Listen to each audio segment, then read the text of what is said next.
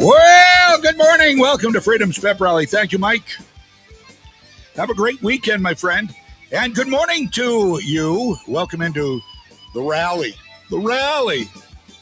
Yes, I didn't know if I wanted to wear my Wyndham Weaponry hat today. I can't find my gun shop hat, our sponsor in Augusta, Maine for the show.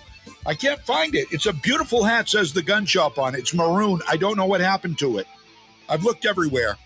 So it was that, or it was my We Will Not Comply hat with the AR-15 on it, or AK-47, I guess, whatever you prefer. And because I'm feeling non-compliant today, we have a really good show. I like to think we always have a really good show, but, you know, they're all unique. And I just think this is going to be a really good show. We've got a guest. We've got a couple of guests coming up a little later on this morning, as a matter of fact. Let me tell you about the first one. she is going to be coming up at 10 o'clock this morning, and her name is it Joyanne? Joy Lynn Maceros is going to be with us at 10 o'clock. This is a very interesting guest, a very interesting story. Joy Lynn Maceros is a mom, and she was part of the group of Trump supporters that surrounded the Joe Biden-Kamala Harris bus. I think that might have been in Florida. Was it in Florida? I can't remember. Anyway, so she was part of and it was peaceful. I mean, nobody did anything. There was nothing happened. It was just a group of Trump supporters surrounded this bus. Well, when you're a lefty and you are feeling threatened, apparently you go berserk. So here we are, over a year later, and she is, I guess, the legal action against her and probably other families too. Her family is driving them bankrupt from the federal government, from the Biden, I would assume the Biden administration, for surrounding this bus peacefully. So this is going to be a very interesting story. I feel for this lady. I feel for her family. So we'll talk with Joy Lynn Maceros coming up this morning at 10 o'clock. Then at 11 o'clock, we have a guy named Kevin McGarry. Kevin McGarry is a new member of our Black Voices Matter series. Kevin McGarry is the co-founder of an organization called Every Black Life Matters. It is the alternative to Black Lives Matter. And I've got a little audio I'm going to play for you. Before he comes on, I'll play it for you this hour, as a matter of fact, by Kevin McGarry. He was on with Will Kane on Fox and Friends recently. And I think you're really going to like this guy. And I'll tell you about some of the books he's written. This guy he's an American. He is all American. And the left just keeps continuing to be Marxist. The left keeps continuing to be communist. The left keeps being control, control, control, control, control. And the leftist media are the ones enabling it all of it. One of the big pushers of this, I believe now, the more I watch her, is Joy Ann Reid. She is an inciter of violence. She is a divider of people. She is a raging racist. And we've got another bit of rage from her this morning. If you're watching on video, you'll see it. Otherwise, you will hear her rage. What is she raging about? Well, she's raging about something. She makes something up. This is amazing. This woman is just so deplorable. Joy Ann Reid is so deplorable that she literally makes stuff up. She made something up. She created a scenario, and then she did a raging commentary on it while her left-wing panel, one on each side, sat there nodding in silence, because that's what she does. She just wants people nodding. I think that's like her peanut gallery for Joy Ann Reid, the Harvard graduate. Yes. She's smarter than you are, though. She'll tell you that to your face. She can't learn anymore because she's smarter than you are. Let's go, Brandon. Yes, Wendy. We're right in that camp with you. Oh, they hate that. You know, I just like to make their heads explode. It's all in fun, right? Let's go, Brandon. And God bless Brandon Brown. He never thought he would be as famous as he is for winning a NASCAR race. God bless. I hope he's a true patriot, and I hope he's enjoying this. I hope he's enjoying the notoriety he's getting. People have forgotten where Brandon came from. Brandon Brown, the NASCAR winner, interviewed by the reporter on NBC. And the media outlets, every time they talk about this story, they keep saying, well, the NBC reporter, she misheard what they were saying. No, she didn't mishear what they were saying. She was interviewing Brandon Brown, and they were saying, F Joe Biden, F Joe Biden. And they were saying it loud and clear. And she was covering. She's good. She's very good. She was covering. She laughed. She literally laughed and said, oh, let's go. They're saying, let's go, Brandon. And she laughed. She giggled. She almost lost it twice during the interview. No, she didn't misunderstand what they were saying. She knew exactly what they were saying, and she just tried to cover over it because this is network TV, after all, and the FCC is listening. And yeah, not that you can't do anything about that. I'm sure there's a pass for that. You know, the crowd starts chanting a vulgarity. What are you going to do? Really? You're going to cover it up and you're going to laugh about it. Let's go, Brandon, she says. So anyway, there's the story on that. You've heard it if you've listened to the show for a while, because we've aired this thing a couple of times with the edits too, by the way. We did have it edited. So anyway, we're gonna get into the weeds here. We're gonna listen to our day in history. This is our history lesson for the day, and hopefully you enjoy it. It's the Associated Press, and this is what happened on the 19th of November in years past. Please share the show. Please come back and join us. November 19th, 1863. 77 years ago, our fathers brought forth on this continent a new nation. During the American Civil War, President Abraham Lincoln delivers what becomes known as the Gettysburg Address. He speaks at the dedication of a national cemetery in Pennsylvania, on the site of one of the war's major battles just months earlier. 1977. A step toward peace in the Middle East, as Egypt's President Anwar Sadat becomes the first Arab leader to visit Israel.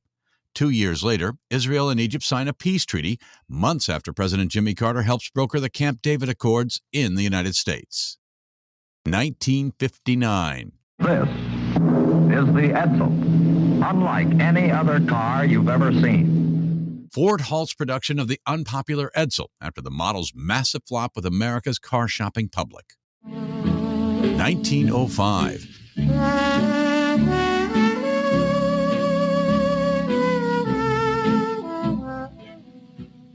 Tommy Dorsey, one of swing music's big band leaders along with his brother Jimmy, is born in Shenandoah, Pennsylvania. And 1962. I'm not really built to be an actor. I don't really have an actor's personality, and I don't make movies to act. I just want to make movies. Actress Jodie Foster is born in Los Angeles. Among her roles, Taxi Driver, The Accused, The Silence of the Lambs, Contact, and Panic Room. Today in history, November 19th. Tim McGuire, The Associated Press. All right, welcome in. Freedom's Pep Rally at your service. Happy to be here with you. I'm happy. I'm so happy.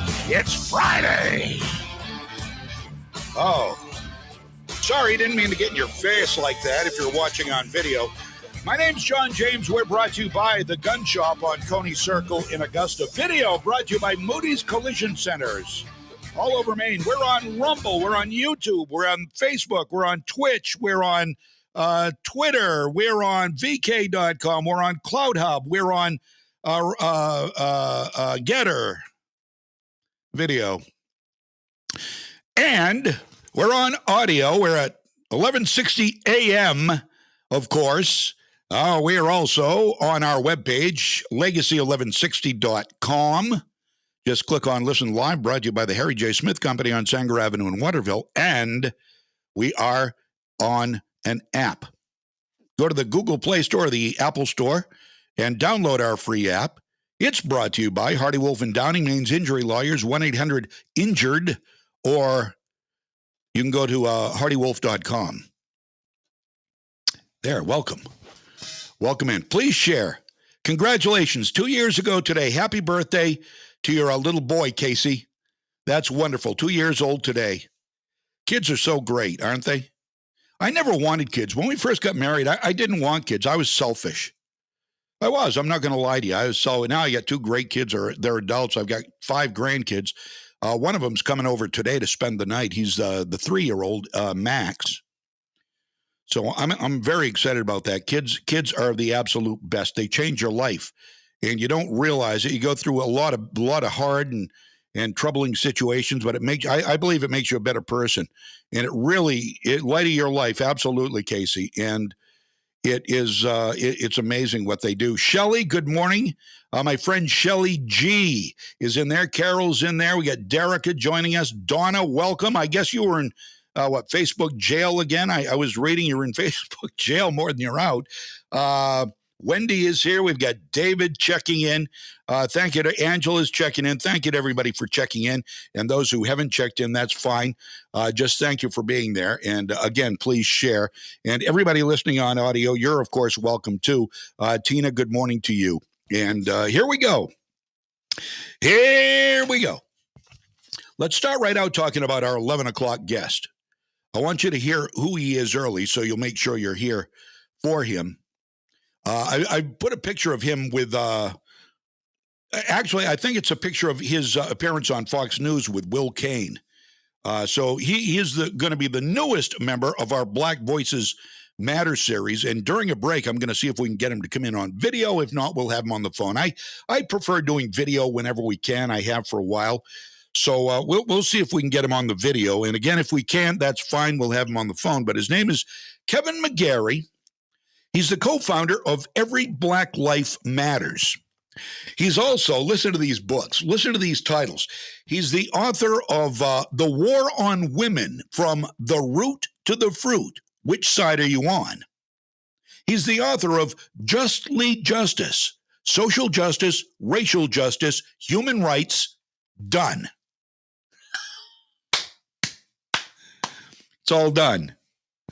You've got these people like raging racist Joy Reid and Al Sharpton and Tiffany Cross, Joy Reid Jr., Squeaky. We call her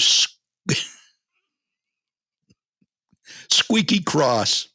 Squeaky, because she talks like this. She got a very irritating voice.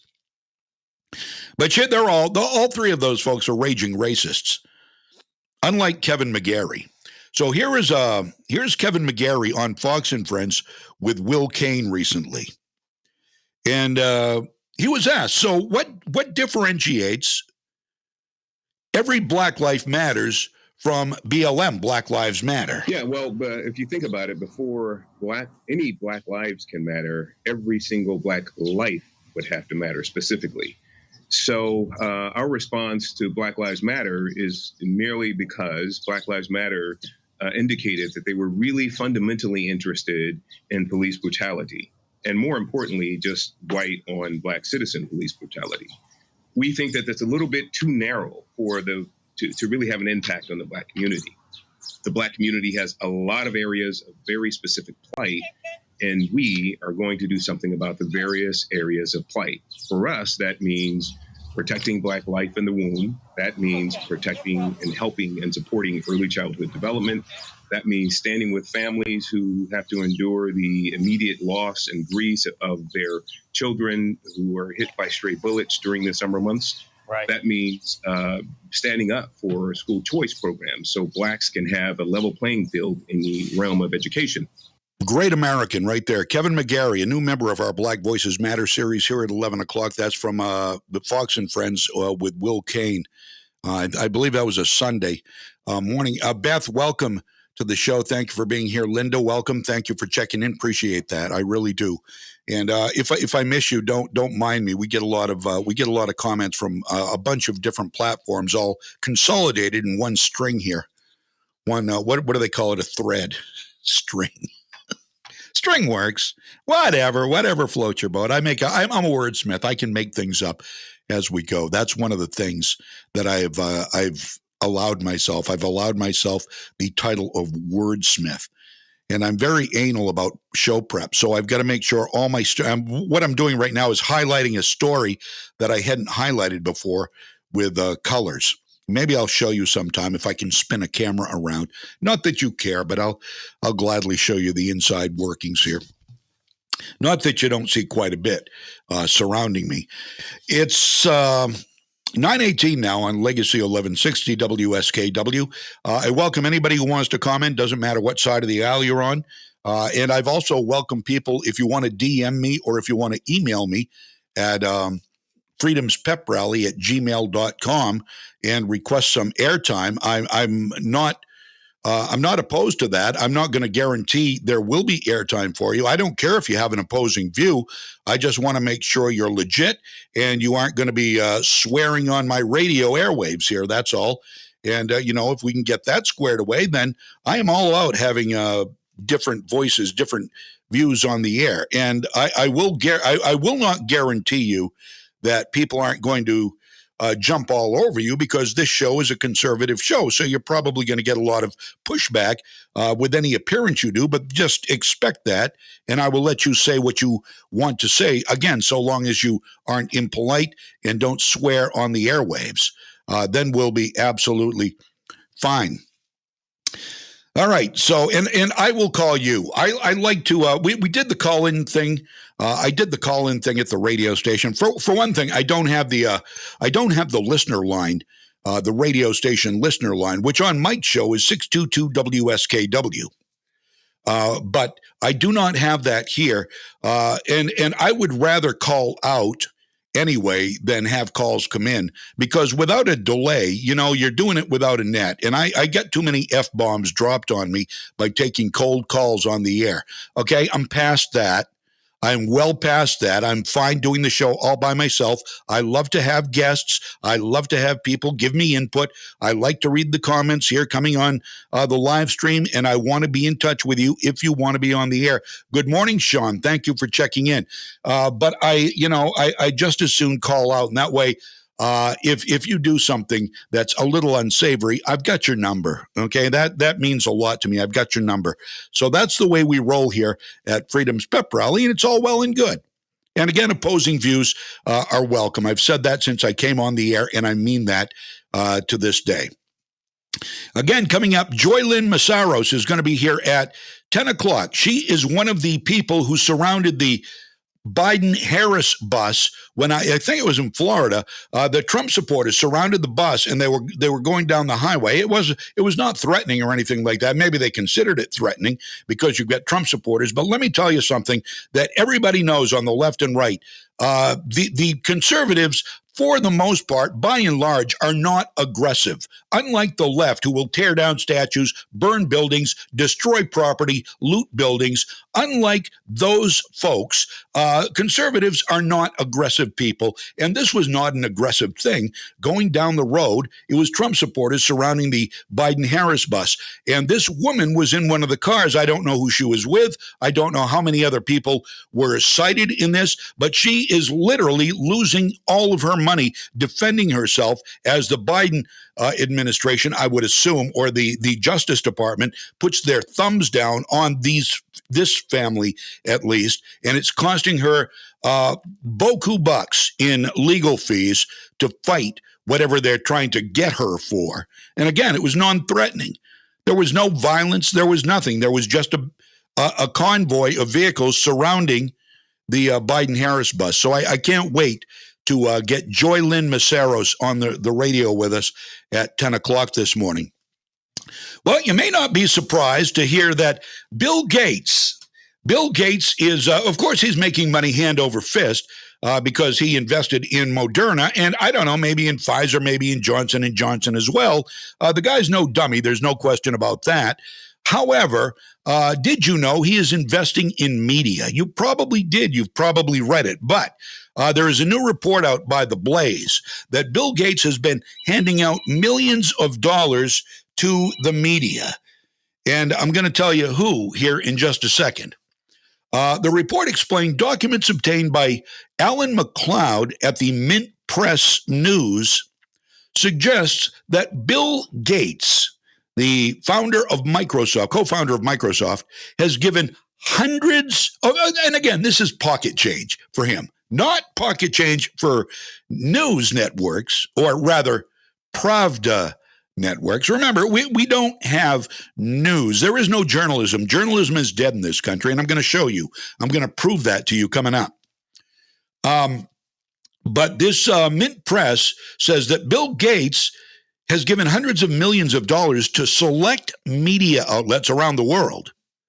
And the information McLeod stated in his report on the matter was obtained through a review of, what is that? Hold on, I've got something hiding.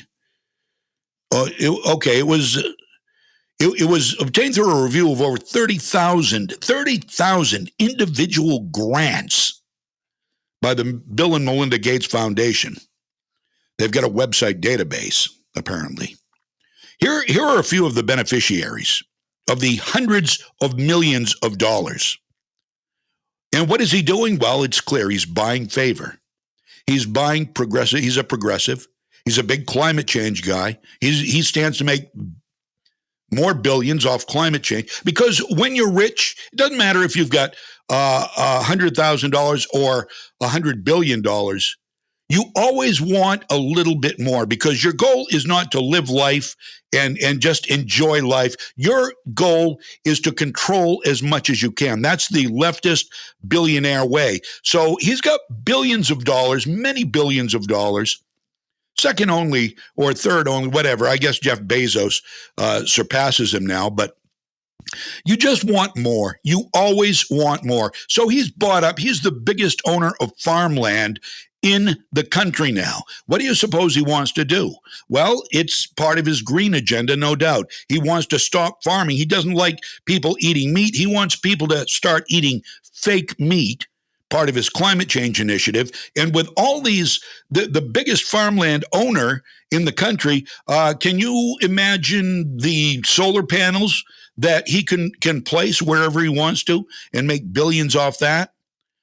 So this is what he's doing, while all the while he's funding CNN, NBC, NPR, PBS, The Atlantic, and New York Public Radio, to name a few. Yes, that includes MSNBC, and that includes public broadcasting. Is it any wonder they have hacks like Amish Al-Sindor, the far leftist racist, working for them at PBS? And you support PBS? Have you ever supported PBS or NPR? If you do, I would recommend you stop. Do not support any public broadcasting anymore. If you are a good American, if you are a caring, objective American, you will not support public broadcasting anymore, be it radio or television or your local WCBB broadcaster or whatever the call letters are where you are. Good morning, Lisa. Thank you for joining us. And Casey, welcome. Cameron, welcome to you, my friend. Everybody checking in this morning, sure to appreciate it. So we've got another part of the Freak Show to report this morning, and we've got more proof that mainstream media, this is great. This is going to be a twofold story here. I'm going to show you I'm going to continue to show you the unfolding freak show that is the Biden administration. You know, we've got Alejandro Mayorkas, we've got Merrick Garland, we've got Rachel Levine, we've got Kamala Harris, we've got Susan Rice. It is a freak show. It's the who's who of far leftists, communists. Joe Biden is just the willing bobblehead. He's just a useful idiot for these people. Don't doubt that for a minute. Joe Biden is not clear-minded. He is not making any of the decisions here. He is not saying what he wants to. He's being told what to say. And when he goes off script, he says the quiet part out loud. Oh, I'm not supposed to do this. Somebody's going to be mad at me. I mean, really. I mean, how many outbursts like that you have to hear before you understand that he is not the one making the calling the shots? But he probably is helping to choose some of the lefties, or he's being told, okay, we want to choose this person. Do you agree? Say yes. Yes. Okay.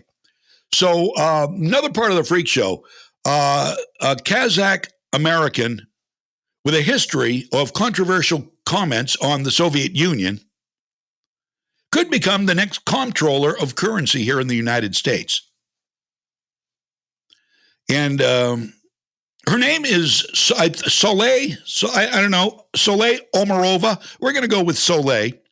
In late September, Biden nominated Soleil Omarova, who is a law school professor at Cornell, to be America's next comptroller of currency, which would make her responsible for the regulation of America's largest banks.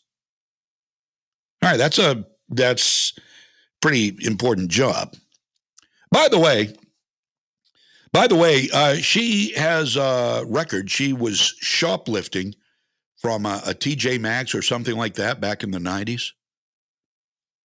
All right, so I don't know if she has a more extensive record, but she did shoplift at one time. But that was back in the 90s. So maybe she's reformed. I have no idea. I'm not going to hold that on her. She was born in the Kazakh SSR, according to the story, in 1966. Attended a school in the provincial town of Oral, known in Russia as Uralsk. After excelling in school, she studied philosophy at Moscow State University, winning the Vladimir Lenin Scholarship for Academic Excellence. Then in 1991, the Soviet Union collapsed, and she was on a university exchange here in the U.S. So, long story short, she stayed at Wisconsin to complete her PhD in political science, then embarked on a successful career in law and academia. She's a professor. Now, last year in an interview, Omarova said of her unplanned departure from the USSR back when they dissolved the Soviet Union, she said, quote, "Frankly, to this day, I kind of feel guilty for having left the country at such a momentous time," and joked because obviously they couldn't hold it together without me. While many immigrants from the former Soviet Union used the freedom and enjoyed the West to speak out against authoritarian socialism, Omarova has suggested the free market in some ways is inferior to state control that was found in the USSR. So she's sort of longing for the control of the Soviet state while she's here in America. This is in 2020. 2020. In 2019, she tweeted, quote, "Until I came to the U.S., I couldn't imagine that things like gender pay gap still existed in today's world. Say what you will about the old USSR, there was no gender pay gap there. Market doesn't always know best." So there's a big old slam against capitalism by Omarova, Soleil Omarova. That generated a lot of criticism, especially among Republicans, as you might imagine, capitalists, freedom-loving individuals, as you might imagine. Now, a 2020 article written by Omarova, that's last year, if you're keeping track, suggested the need for a government-controlled people's ledger. Last year, people's ledger. Why? Because it would end banking as we know it. So fast forward to this week when Louisiana Senator John Kennedy questioned Soleil Omarova to help vet her for this very important job of comptroller. Very important job. Wants to nationalize banking? Well, that's social. Again, it's the Biden freak show. And you've got to hear this. This is several minutes long. But believe me, the payoff is worth it. And it's John Kennedy of Louisiana. So you know the payoff is going to be worth it, and it's going to be entertaining. It's serious, but entertaining when it gets to the end. So let me see. We need... Okay, here it is. This, you'll see Soleil, this is Soleil Omarova being questioned by John Kennedy on the House floor, or the Senate floor. Listen.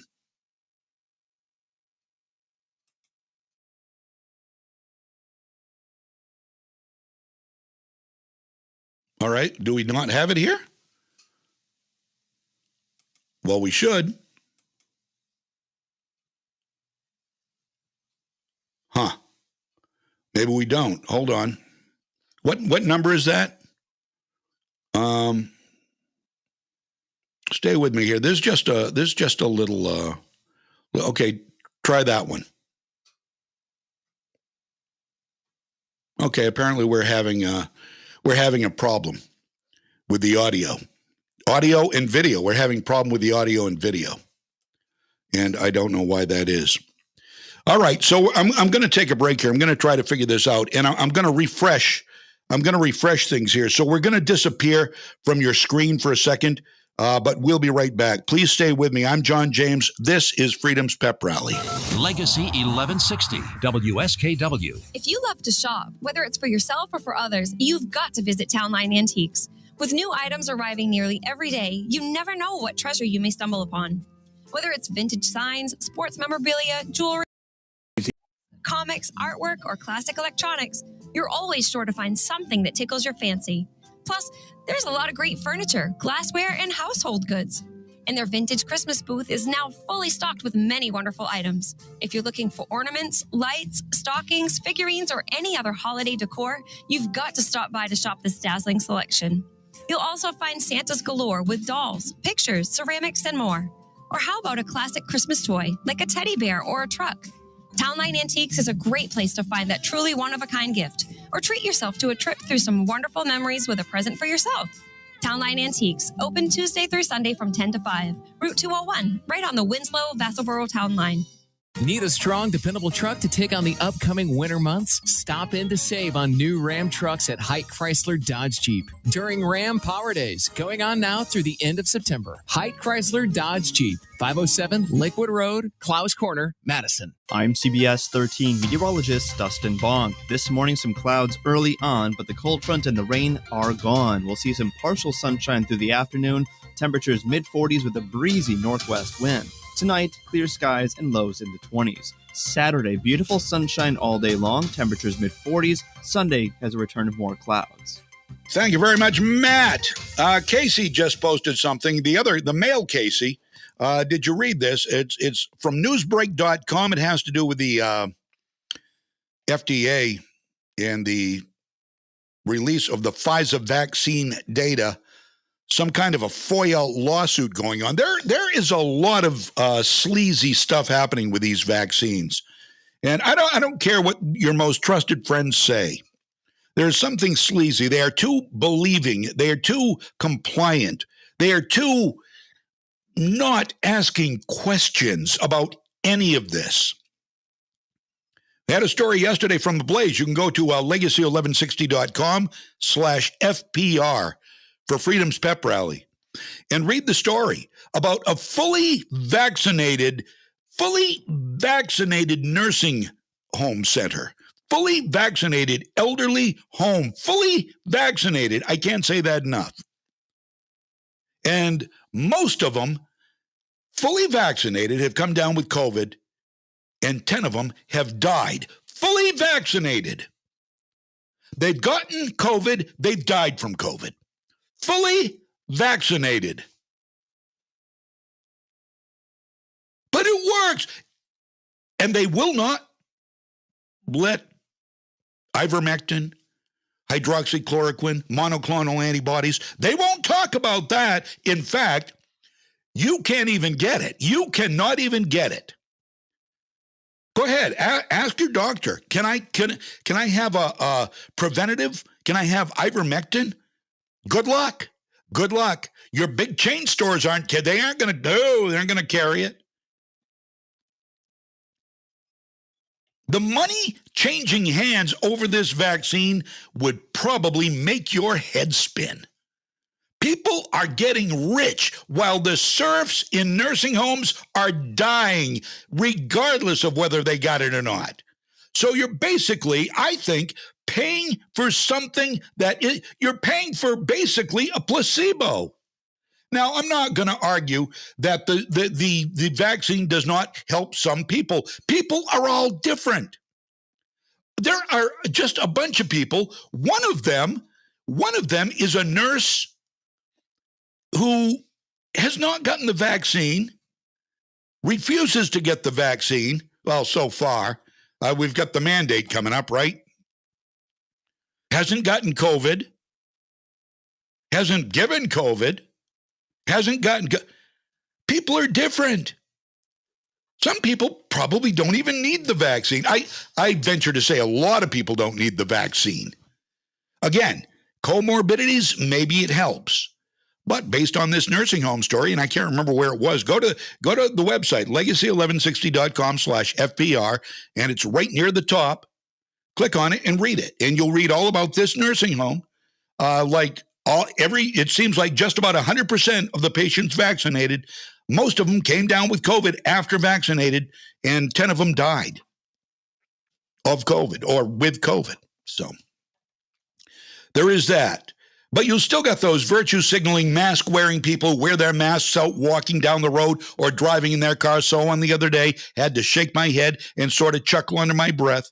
They are so afraid. And that's exactly what Joe Biden and Kamala Harris and Dr. Fauci want. That's what they want. They want you scared. They're frightening you to socialism, and you don't even see it. You're so scared you don't even see it. You're afraid of your shadow. Get over yourself. Look at reality. Get real for a minute. Get real. Become an individual thinker, a critical thinker. There aren't many of those left in today's world, are there? All right, so now I want to go back to the comptroller here. That's where we left off. I figured it out. Not a big deal. So this is Soleil Omarova being questioned by John Kennedy, senator from Louisiana. It's several minutes long, but listen to it. It's got a great payoff at the end. It's not meant to be funny, but it is very funny because John Kennedy just has a way of putting things, because he, like me, like you, like a lot of us, don't care what he says. Political correctness, see you later. Here it is. Louisiana is recognized for 5 minutes. Good morning, Professor. Good morning. You used to be a member of a group called the Young Communist, didn't you? Senator, are you referring to my membership in the Youth Communist Organization while I was growing up in the Soviet Union? I don't know. I wanted to ask you that question. Well, Senator, There was a group called the Young Communists, and you were a member. Is that right? I'm not exactly sure which group you're referring to. Well, the formal name of it is the Leninist Communist Young Union of the Russian Federation, and it's also known as the Leninist Komsomol of the Russian Federation, and it's commonly referred to as the Young Communists. Were you a member? Senator, I was born and grew up in the Soviet Union. Yes, ma'am. But were you a member of that organization? Everybody in that country was a member of the Komsomol, which was the Communist Youth Organization, because you were a member? That was a part of normal progress in school. Have you resigned? From the youth? From the Young Communists? You grow out of it with age, automatically. Did you send them a letter, though, resigning? Senator, this was many, many years ago. As far as I remember how the Soviet Union worked, was at certain age, you automatically stop being a member of that. Could you look at your records and see if you can find a copy of your Senator Kennedy, I don't interrupt. I almost never interrupt these, but you always interrupt me, Mr. No, actually, I don't. Not nearly as many times as I'd like to. No, she renounced her Soviet citizenship. Well, I understand that, but you're not the witness. She is. Would you look at your records and see if you can find a letter of resignation for me? Senator, as I explained, I was part of the Soviet population. Yes, ma'am. I got that part. I just want to see if you look at your records and see if you find a letter of resignation. Let me tell you, I've spent a lot of time on your record, and here's what I found. Look, this is America. You can believe what you want, but we can't just let anybody be controller of the currency. You wrote your thesis in college at Moscow State University the title was Karl Marx's Economic Analysis and the Theory of Revolution in the Capital. But you won't send Senator Toomey a copy. You studied at Moscow State University, scientific communism, which is the science regarding the working class struggle and the socialist agenda. In 2019, not 30 years ago, in a Canadian documentary, you called the financial services industry, quote, a quintessential asshole industry. You wrote a paper called Systemically Significant Prices, calling for the federal government to set wages, food, gas prices. In 2020, you wrote a paper called The People's Ledger, where you said we need to abolish bank accounts and make everybody set up an account at the Fed where the federal government will have access to your data. In 2020, you wrote another paper called The Climate Case for a National Investment Authority, where you said what we need to do, the oil and gas industry, is have the federal government bankrupt them so we can tackle climate change. In 2019, you joined a Facebook group, a Marxist Facebook group, to discuss socialist and anti-capitalist views. Now, that's what I see from your record, and you have the right to believe every one of these things. You do. This is America. But I don't mean any disrespect. I don't know whether to call you professor or comrade. Senator, I'm not a communist. I do not subscribe to that ideology. I could not choose where I was born. I do not remember joining any Facebook group that subscribes to that ideology. I would never knowingly join any such group. There is no record of me ever actually participating in any Marxist or communist discussions of any kind. My family suffered under the communist regime. I grew up without knowing half of my family. My grandmother herself escaped death twice under the Stalin regime. This is what's seared in my mind. That's who I am. I remember that history. I came to this country. I'm proud to be an American. And this is why I'm here today, Senator. I'm here today because I'm ready for public service. Thank you, Professor. I checked with my staff, Senator Kennedy. I've never interrupted you or they believe anybody. Well, that's not their questioning. Mr. Chairman, and I'm entitled to ask my questions. And you were. I didn't interrupt you when you gave your introduction, and I don't like being interrupted when I'm asking my questions. Senator Kennedy, I heard. It's called senatorial coursenatorial. I understand that, and there's also senatorial courtesy. And you may disagree with me. But that's why you have 5 minutes and I have 5 minutes. Senator Kennedy, senatorial courtesy is also not doing character assassination. I heard Senator Scott. Well, that's your opinion. 30 minutes ago. That's not my opinion. 30 minutes ago, I heard Senator Scott. But I'm entitled to answer questions without you interrupting me. You and I don't agree. I still like you. We're friends. You have the right to your opinion, but I've got the right to mine. And you can't just interrupt me when I'm asking my question. You still got a full 5. You still got a full 5 minutes. And you've done it before. Senator Scott just a moment ago said nobody on his side has done any kind of communist insinuation of her character and her background. He just said that, so I'm hopeful that Senator Scott and maybe perhaps Senator Tillis or Senator Toomey or Senator Kramer will call out those people that do character Well, do you not think Senator Warren is a member of the Young Communists? I'm not here to answer your question, Senator Kennedy. Senator Warren is recognized for 5 minutes from Massachusetts. Thank you, Mr. Chairman. All right. Okay. All right. So there it is. Yes, he does have it's of grave concern that we have somebody who has praised the system in the Soviet Union becoming our comptroller, who has dissed capitalism, who wants a national bank. Yeah, there is every reason to ask her about ties with communism. But the Democrats are communist. So they don't see it. They love communism. They love government control. And they don't like it when you ask somebody about their communist ties, which she has. Moscow State University alum, previous member of the Young Communists, professor or comrade. I love it. Not everybody did. Oh, no. No. So on the network where childish hack Chuck Todd says this. And just a reminder, for what it's worth, there is no editorial point of view here on any of these newscasts on MSNBC in the daytime. Nicole Wallace says stuff like this on MSNBC in the daytime. Listen.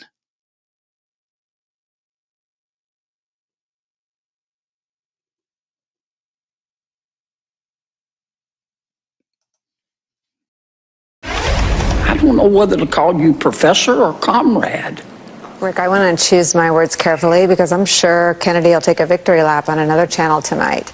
This is a disgrace not just to the country. It's a disgrace not just to the United States Senate. It's a disgrace to the party of Ronald Reagan, who described the United States of America as a shining city on the hill, not because it was bright or shiny, but because it was a beacon for people like this Biden nominee. What do you do with a party that is at best stupid, at worst flagrantly racist? Okay, all right, let's break this down. Republicans are stupid or flagrantly racist. That's clearly not an editorial point of view, is it, Chuck? And just a reminder, for what it's worth, there is no editorial point of view here on any of these newscasts on MSNBC in the daytime. All right. Okay. All right. I just wanted to get that clear because it sounded like an editorial comment. I don't know what I was thinking. And now there has been a response to Lauren Boebert's speech on the House floor the other day from Ilhan Omar, the so-called jihadist from Minnesota, formerly of Somalia, married her brother to come to America, then got divorced and married another guy and gave him all kinds of money to work with her campaign. So she actually, when she got divorced from her second husband, not her brother, but I think her second husband, she went with this other guy who she paid $1 million to help her with her campaign. So she was basically giving her family money from campaign donations to this is probably one of the most incestuous stories in more ways than one you're ever going to hear. So this is great. Following Arizona Congressman Paul Gosart's censure because he posted a violent anime cartoon depicting AOC being stabbed by a sword on social media. It was a cartoon. He superimposed the face of AOC and him on the characters. And I didn't actually see the video, but I guess it was in a cartoon sense. It was kind of violent. Whether or not he should have done that, I don't know. But anyway, so he is censured and he was taken off his committees by the Democrats because that's what they do. They cancel people who they disagree with. You don't have a right to free speech if you're a conservative. If you're a Democrat, you can get away with anything. Like when Maxine Waters said she could take out Donald Trump during Donald Trump's, she could take him out. But crickets, nothing there, nothing to see here. But an anime cartoon about AOC, the squad member goes, oh, we've got to censure him. They tried to get Marjorie Taylor Greene of Georgia expelled because they hate her.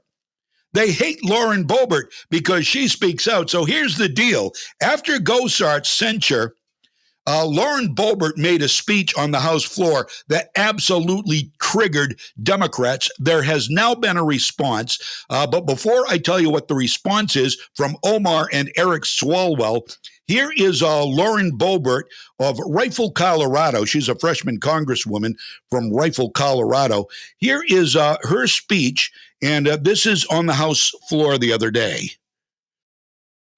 The Speaker has designated the floor to discuss members' inappropriate actions.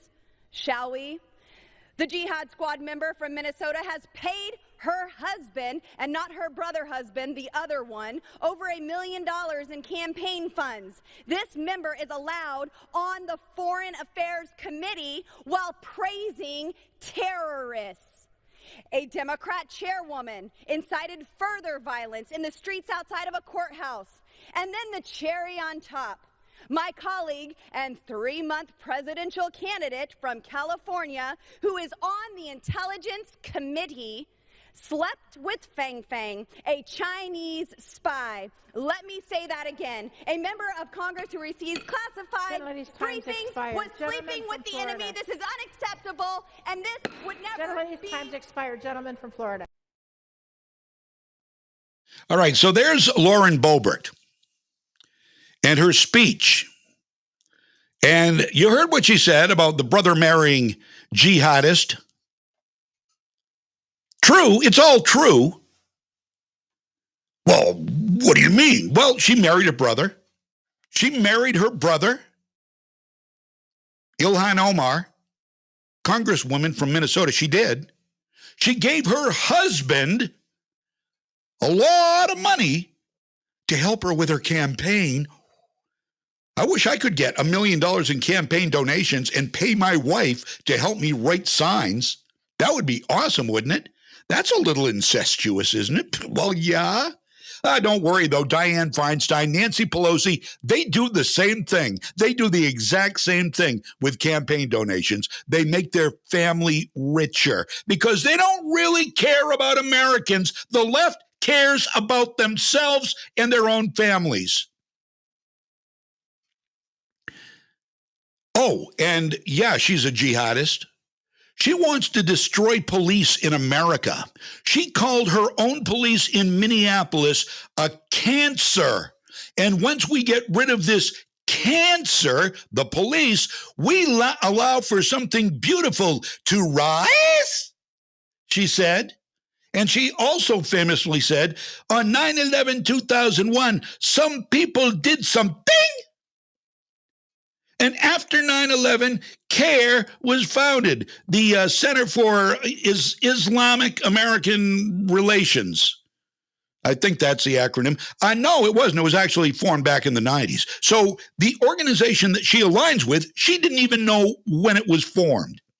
So this woman is just in it for the notoriety, the power to bring Islam, make it the national, to make, I don't know, the national religion, because she is not a regular practicer of Islam. She is more an Islamist, and there is a difference. I'm not talking about Muslims in general. I'm not. I'm talking about Islamists, violent people who think violently, who want Sharia law, who want control of the government, who praise terrorists and are anti-Semitic when it comes to Israel. That is Ilhan Omar. She has proven who she is. She is a jihadist. She sides with terrorists. She hates Israel. The whole squad has pretty much condemned Israel. So all that was right. So here's the response from Ilhan Omar. Luckily, my dad raised me right, she said. Otherwise, I might have gone to the floor to talk about this insurrectionist, Lauren Boebert, who sleeps with a pervert.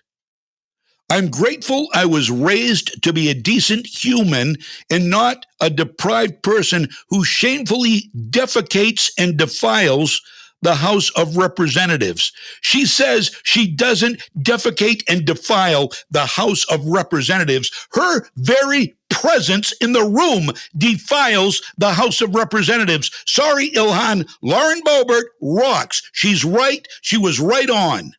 You defile the House of Representatives with your anti-Semitic, anti-American, anti-capitalist views. And you'd be better off to go to Minnesota and just stay there. You don't belong anywhere near an American government building. But the ignorant electorate reelected you, didn't they? Yeah, way to go. Way to go. Now, Eric Swalwell said, if I had done he's the guy that slept with a Chinese spy, Fang Fang. If I had done anything wrong, the FBI would have been at my house. They didn't.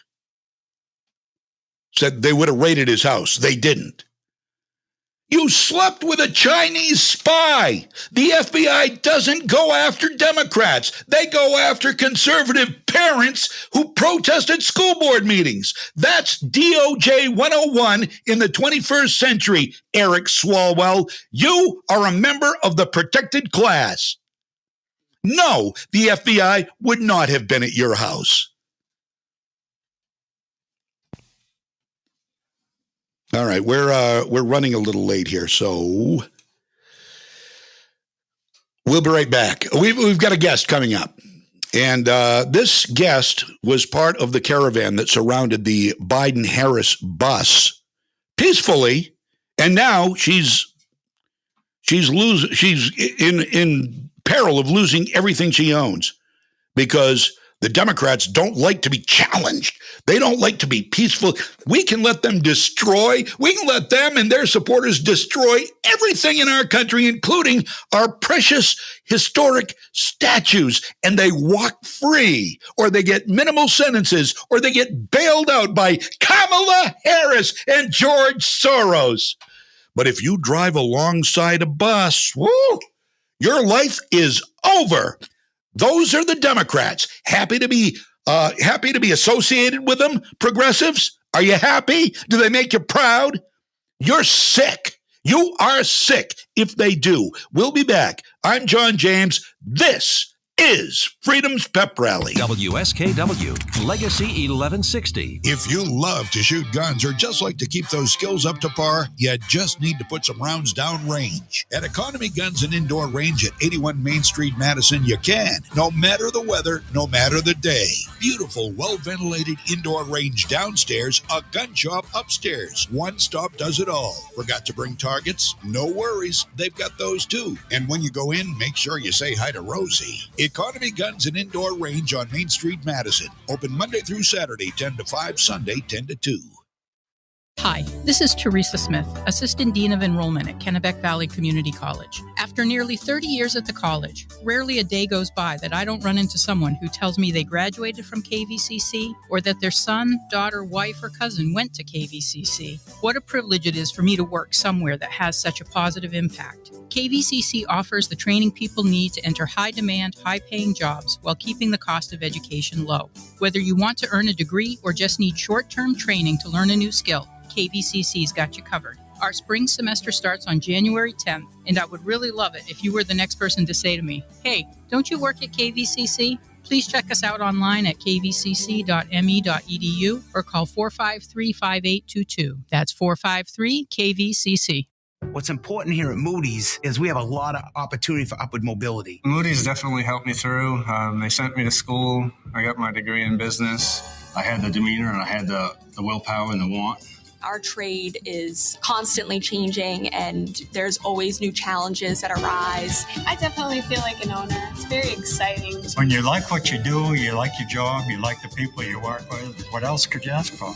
Bring your skills to Moody's and build a long-term future with us. If quality and reliability for all of your home heating and cooling needs is important to you, then choose Bob's Cash Fuel in Madison. Starting out with just one truck for deliveries in 1981, they've continued to grow to a locally owned and operated full-service company offering experience and a staff of trusted and loyal professionals. Bob's Cash Fuel offers heating oil, kerosene, diesel, gasoline, propane, and 24-hour emergency service for heating and cooling. And now with their new app, you can order fuel right from your phone, check account information and delivery status, make a payment, and more. Download the app at the App Store today. Bob's Cash Fuel also offers emergency oil and propane delivery to all of their customers. And if you're looking for a new boiler that can give you all of the hot water that you need and reduce your heating fuel costs by up to 40%, then check out the System 2000 from Bob's Cash Fuel in Madison. To heat or cool, and propane too, call Bob's Cash Fuel. Bob's Cash Fuel, Route 148 in Madison, your System 2000 premier dealer.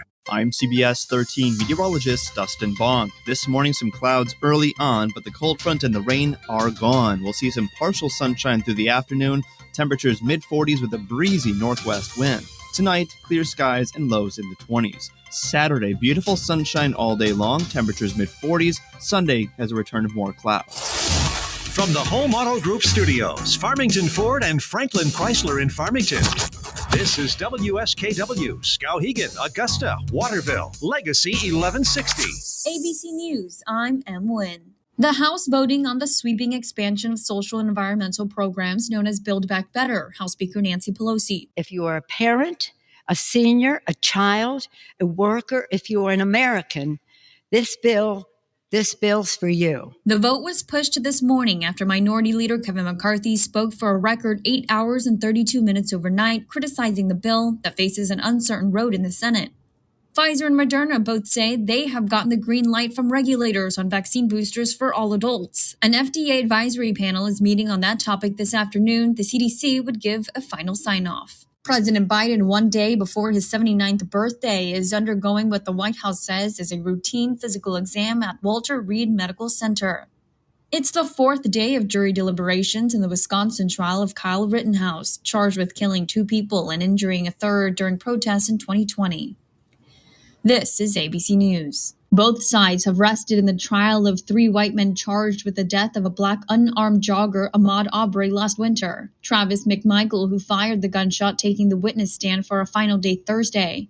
We get details now from ABC's Mona Kosar Abdi. McMichael told the jury that Arbery grabbed his gun during the altercation, and that's when he fired, calling it a life-or-death situation. But prosecutors pressed McMichael on Arbery never posing a physical or verbal threat to any of the three men. And hasn't shown you a weapon this entire time? He has not. Hasn't said a word the entire time? Not one time. The judge gave the jury a long weekend. Closing arguments are scheduled Monday. Questions surround an email purported to be from a missing Chinese woman tennis star. In it, Peng Shuai denying the sexual assault allegation she made against a prominent Chinese government official and saying she's fine. The Women's Tennis Association doubting the email's authenticity, saying they want to speak to her directly. Emwin, ABC News. It's not just boughs of holly that are going to deck your halls this holiday season. It's you decking the whole house with outdoor lights and holiday decor from the Home Depot. Fill your yard with Yuletide treasure like a hand-painted LED reindeer sculpture. Want to build a snowman? You can, with our 6-foot sparkling snowman covered in lights. You can even pair it with a Disney inflatable spin. You know, from the movie your kids still watch 3 times a day. 'Tis the season to make things jolly, and the Home Depot has everything you need to make the holidays yours. The Home Depot, how doers get more done. At PetSmart, we are hiring for the holidays, but we can't hire cats as cashiers. Wait, how much? Or hire dogs to stock shelves. PetSmart is hiring people who'll do anything for pets and giving them competitive pay, flexible hours, medical benefits, and 50% off select PetSmart merchandise. Sorry, still not hiring dogs. Apply for full and part-time positions at careers.petsmart.com. PetSmart is an equal opportunity employer. All right, welcome back to Freedom's Pep Rally here. I doing things by the skin of my teeth again. I've got Joey Lynn is going to join us here momentarily. We're going to do video. I misunderstood the email address apparently, so I've got to get back in touch with her. So while I am doing that, let me just go ahead and play you a little ditty here. Why don't we listen to the 5 Times August. I love this. They're the ones that did, or he is the one. He's an artist. 5 Times August is his moniker. And he did Hey Joe, where you going with that blood on your hands? He's done a new one about Dr. Fauci, which we aired earlier this week. I'm going to let you watch it again and listen to it again. This one is about Fauci. It's called Sad Little Man.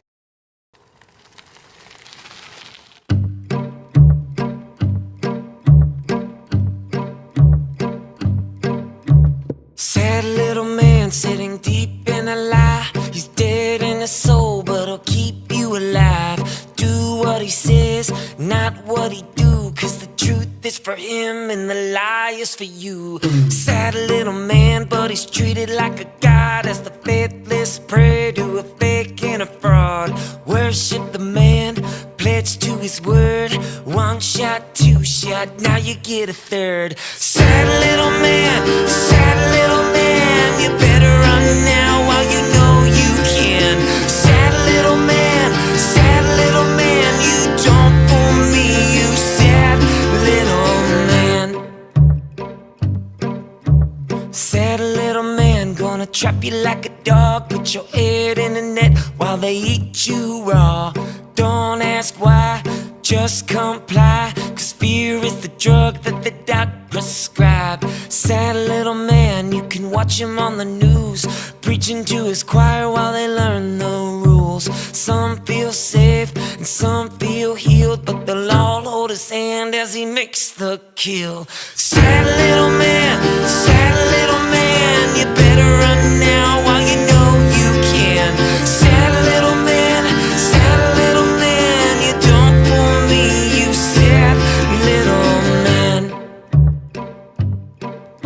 Sad little man, and he wants your kids. Some might live while the rest get sick. So put them to the test and listen for the yell. When the truth comes out, he's gonna burn in hell. Sad little man, you better run now while you know you can. Sad little man, you don't fool me, you sad little man. You can't fool me, you sad little man.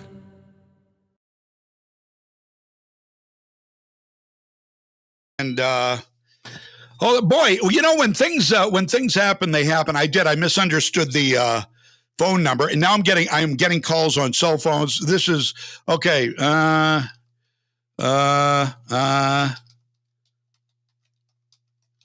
right. So now we're going to have Joey Lynn coming up with us. I think I have done it right this time. And okay, so she should be with us here shortly. Now, let me give you a little information on her. Her family is now in jeopardy of losing a lot of money because, they were part of a convoy of vehicles that surrounded the Biden-Harris bus during the campaign, and you can't do that. It was peaceful. There was nothing violent about it. Nothing violent about it. Her name is Joey Lynn Maceros. I think I'm pronouncing her last name correct, but we will find out when she gets here. And we've got her standing by right now. So let's bring Joey Lynn Maceros in with us and say good morning. And I want to apologize for the messing up on the web address. Is this your website, freeforfreedomsake.com? Yes, sir. That's it. That's terrific. Now, you are in a bit. Is that a Christmas tree behind you? It is. We needed some extra joy a little earlier this year. No kidding. I love that.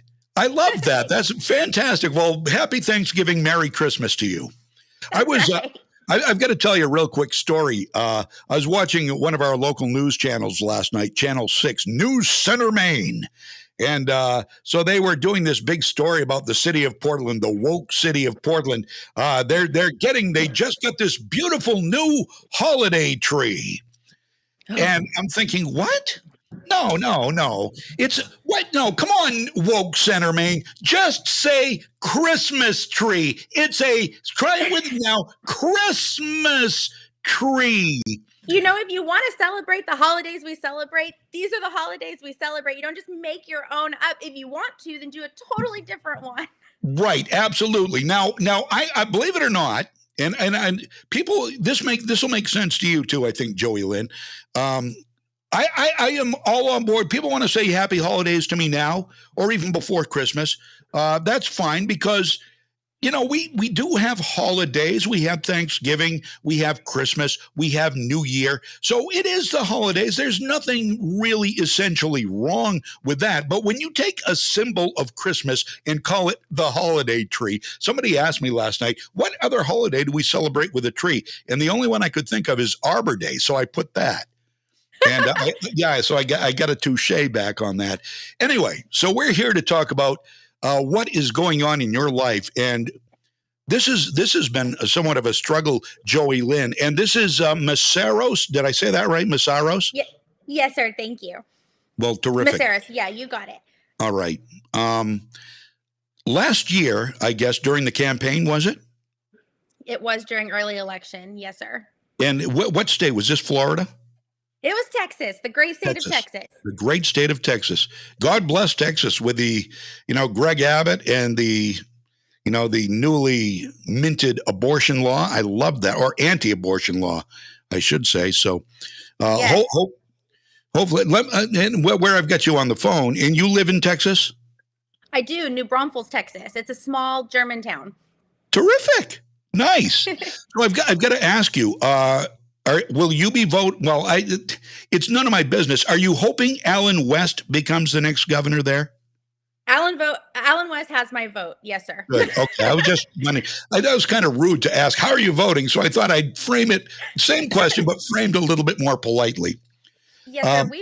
He's actually preached at the church that we go to before. And I've been in some small rooms with him, and he knows the Constitution back and forth. He cares about small people. He cares about big issues. He's got the courage and the grit, and, he's not afraid to piss anybody off to do the right thing. Right. And he's not just going to do just enough to get the vote. He's got what it takes. That's terrific. General Alan West, we wish you the very best of luck there with the election. So here's the thing now. So last year in Texas during the campaign, that the Biden-Harris bus was going down the highway, and there was would you call it a caravan of vehicles, Trump supporters that surrounded the bus? Yeah, what we would call it is a Trump train. A Trump train, okay. We were doing that probably 5 or 10 times a week throughout our town. A couple of months before the election, just to show our support, get people excited, signed up to vote. We'd have, at these events, we'd have voter registration. And, it was a fun time just to be with like-minded people. Sure. And so you chose a day. Now, did you know the bus was going to be coming down the highway on this particular day that you did your Trump train? Well, we found out very last minute. Okay. We didn't. My husband actually was home because he had his tonsils removed a couple days Oh. before, and so he was off work. And I thought, oh, this would be so cool! Like, this is a once in a lifetime chance to fly a Trump flag next to a Biden bus. That would make a really fun picture and a cool story. Like, Right. let's go do this, And he was like, yeah, let's do it. Let's do it. I'm home. Like, let's do it. And never would we have imagined that 8 months later we'd be learning that we were listed in a federal lawsuit. Unbelievable. Yet they can literally incite violence so people go out and destroy our country, statue by statue, precinct by precinct, city by city, life by life, store by store, nothing. But you peacefully, I assume it was peacefully, drive alongside a Biden bus with a Trump flag, and now you are in jeopardy of losing basically your life savings. Oh, yeah, you're absolutely right. Yeah, pretty much everything that we've worked hard for is on the line to defend free speech and our reputation. So the lawsuit is not criminal. We did drive peacefully next to the bus. They claim they were the plaintiffs who are suing us, which are Democrat politicians and Biden-Harris campaign staff workers that were on the bus. And the bus driver himself claimed that they were traumatized, they were offended, that they want financial compensation for being scared to get on the road again or go to work because we might show up there. As average working class Americans, my husband, actually, I'm a stay-at-home mom. We don't have big money to throw around where things matter to us. So we speak up, right? So peacefully protesting would be our way of raising awareness, getting involved, doing something that we think is important, exercising our First Amendment right.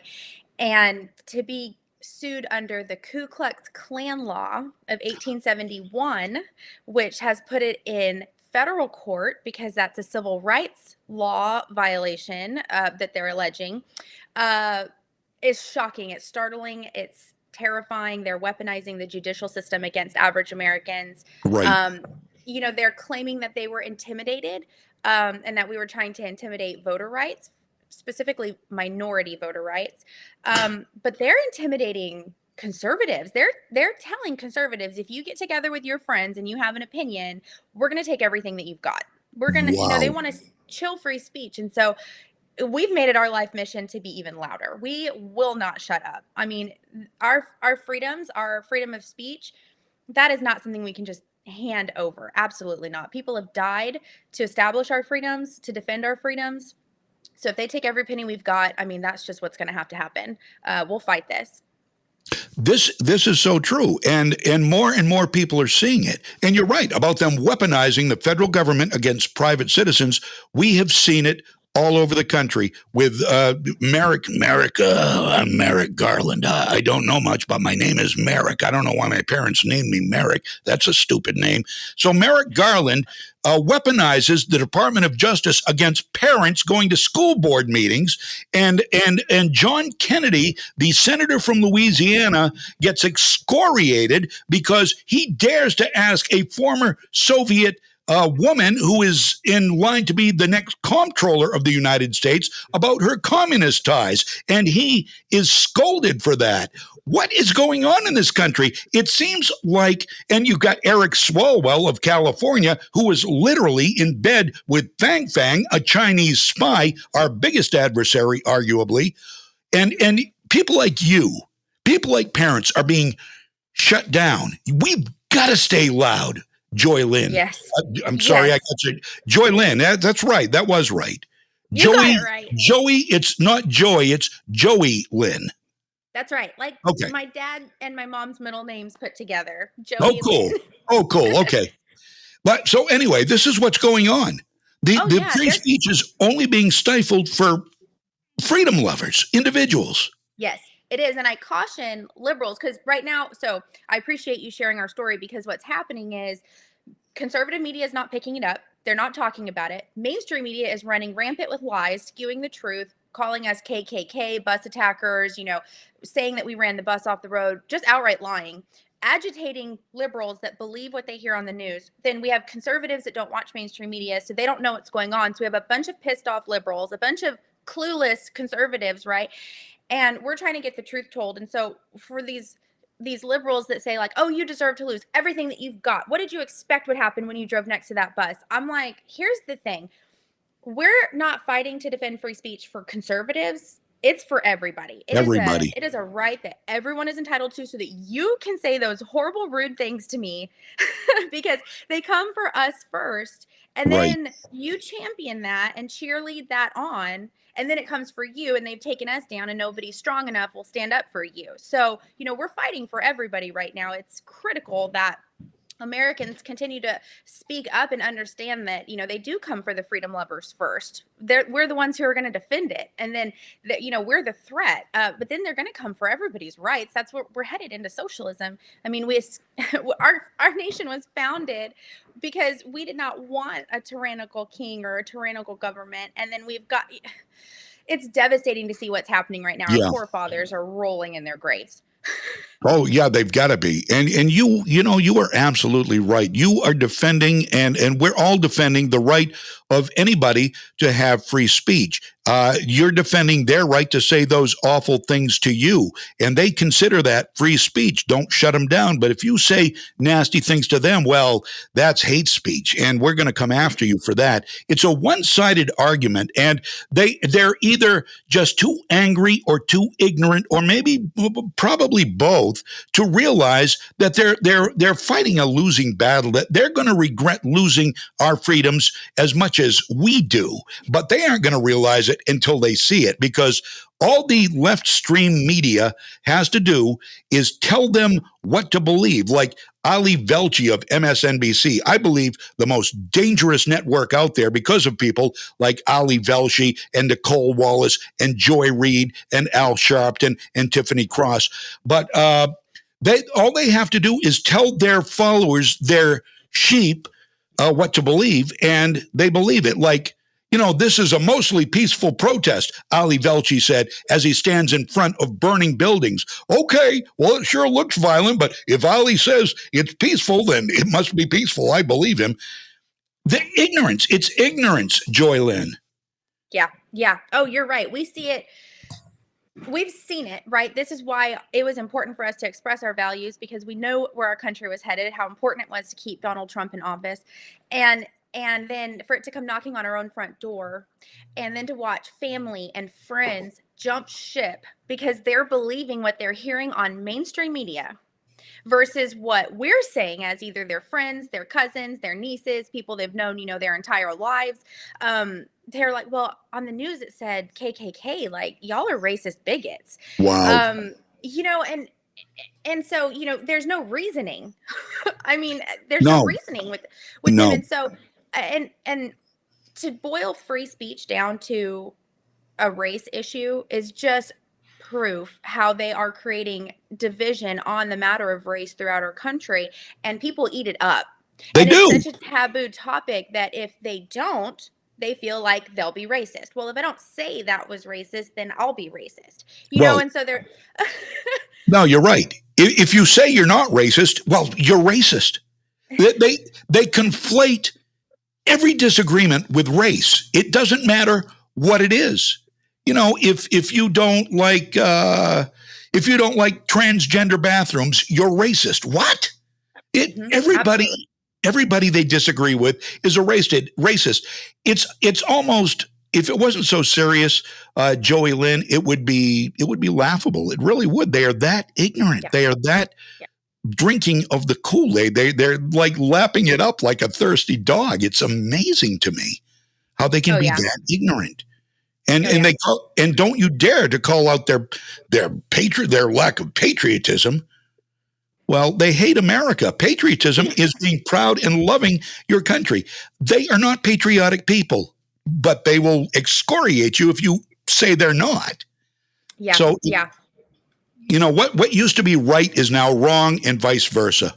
It's backwards land. Yes, backwards land. Yes. Yeah, it's totally upside down. Yeah. Oh, yeah. And I have to agree with you. We're a Christian conservative family. And so Yep, we believe that, that this is a larger fight, right? And it is. you're right. Things that are right are wrong in today's society. And what's, wrong is considered right by the world standards. And so, by that standard, I feel like if you're not pissing somebody off right now, you're not doing things right. And that's Thank just you. affirmation that, we're not going to conform to the ways of the world, because every day we work to be transformed into the image of Christ. And, he was not a pushover, skinny jeans, cardigan wearing pansy. He put his life on the line for topics that were controversial, and it Right. got him killed. Yeah. And so it's not easy to follow in those footsteps. And but it is frustrating to me that society wants to accept everybody and everything except Christianity, except Right. conservative values. And Right. they will break their necks and their backs to accommodate things that are twisted and backwards to make people feel safe and accepted, except when it comes down to Christians, religion, or conservative values. And it's just the epitome of hypocrisy. It sure is. And I don't often go off on like a religious message per se, but I did yesterday. I sounded sort of like an evangelist for a few minutes. But what I pointed out was simply this: life is fleeting. You can do what you think is righteous, as wrong as we know it is. You can do whatever you think is righteous, and in your godless world. But life being the fleeting thing it is, if I'm right about there being an eternal payment and you're wrong, well, you've got everything to lose. On the other hand, if I'm wrong and you're right, I've got nothing to lose, right? So take your pick and choose wisely. That's right. So this is now in the courts. And how often are you having to appear or answer for your sins or whatever what have they actually charged you with? So there's nothing criminal. It's only civil, which means they want money. So former state Senator Wendy Davis is referred to as Abortion Barbie in the conservative community in Texas. David Jens, who works on Kamala Harris's cabinet in the White House, Tim Holloway, the bus driver, Dr. Eric Cervini, who wrote The Homosexual Against America, and one unnamed Biden-Harris campaign staffer are the plaintiffs suing us for financial compensation. It is in federal court. The judge that we're assigned to is Judge Pittman. He is appointed by Obama. And you mentioned the heartbeat bill that Texas recently passed. Well, the Department of Justice sued the state of Texas over that law, and that lawsuit was assigned to our judge, and he said that it was unconstitutional for women not to have a say-so over their body, and he lifted the abortion ban after that bill was put in place. The Fifth Circuit Court of Appeals struck that decision down, and then it was ultimately appealed to the Supreme Court. We expect to take the same trajectory through the legal system. Our lawsuit has not gone before the judge yet. We have filed dismissal. And we have not heard anything yet. There is also another lawsuit with the same plaintiffs against the city of San Marcos and the city of San Marcos Police Department, because they are upset that the city of San Marcos Police Department did not provide them an escort through town. Instead, they only provided close patrol cars. But the nonprofits that are funding this lawsuit also campaign to defund the police. So again, we circle back to hypocrisy over and over. It's almost like it's almost like a slapstick comedy. I mean, these people, they really at every turn, they completely contradict themselves.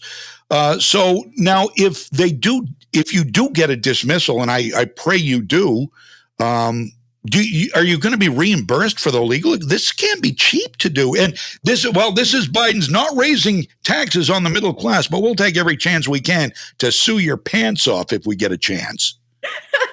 What a great point. Yeah. Thank you for a good laugh. You're welcome. So yes, it is very expensive. You're not wrong. Our legal fees that we were quoted is $200,000 to defend ourselves, just to defend the lies in this Wow. allegation. Which I'm sorry, you asked what they're alleging or charging. They're saying that we violated the Ku Klux Klan law in an attempt to band together on a public highway to suppress minority voter rights, and that we Oh my. premeditated assault because they're claiming that we tried to run the bus off the road, although it drove hundreds of miles unobstructed and arrived in Austin, Texas. So, I'm sorry, I kind of circled back to finish answering the last question that I got off track on, and then coming back to your next question. Very expensive.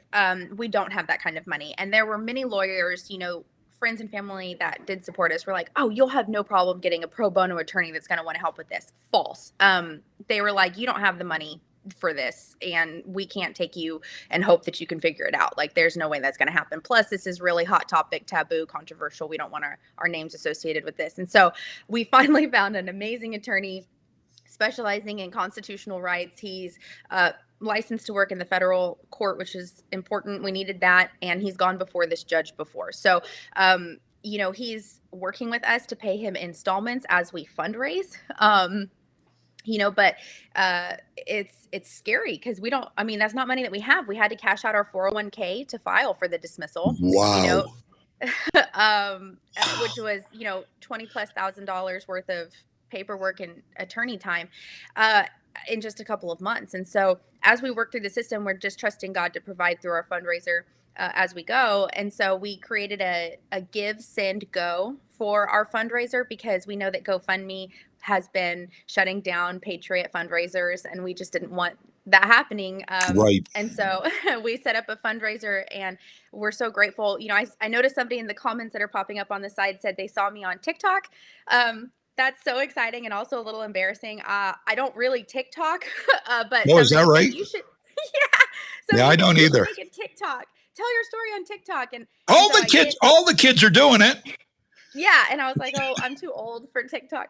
But within 48 hours, it had over 250,000 views and so much outpour of love and support and so many small donations that we probably went up almost $10,000 in our fundraiser just from $5, $10, $20 donations. So God bless America. If they know about what's going on, they care and want to support it.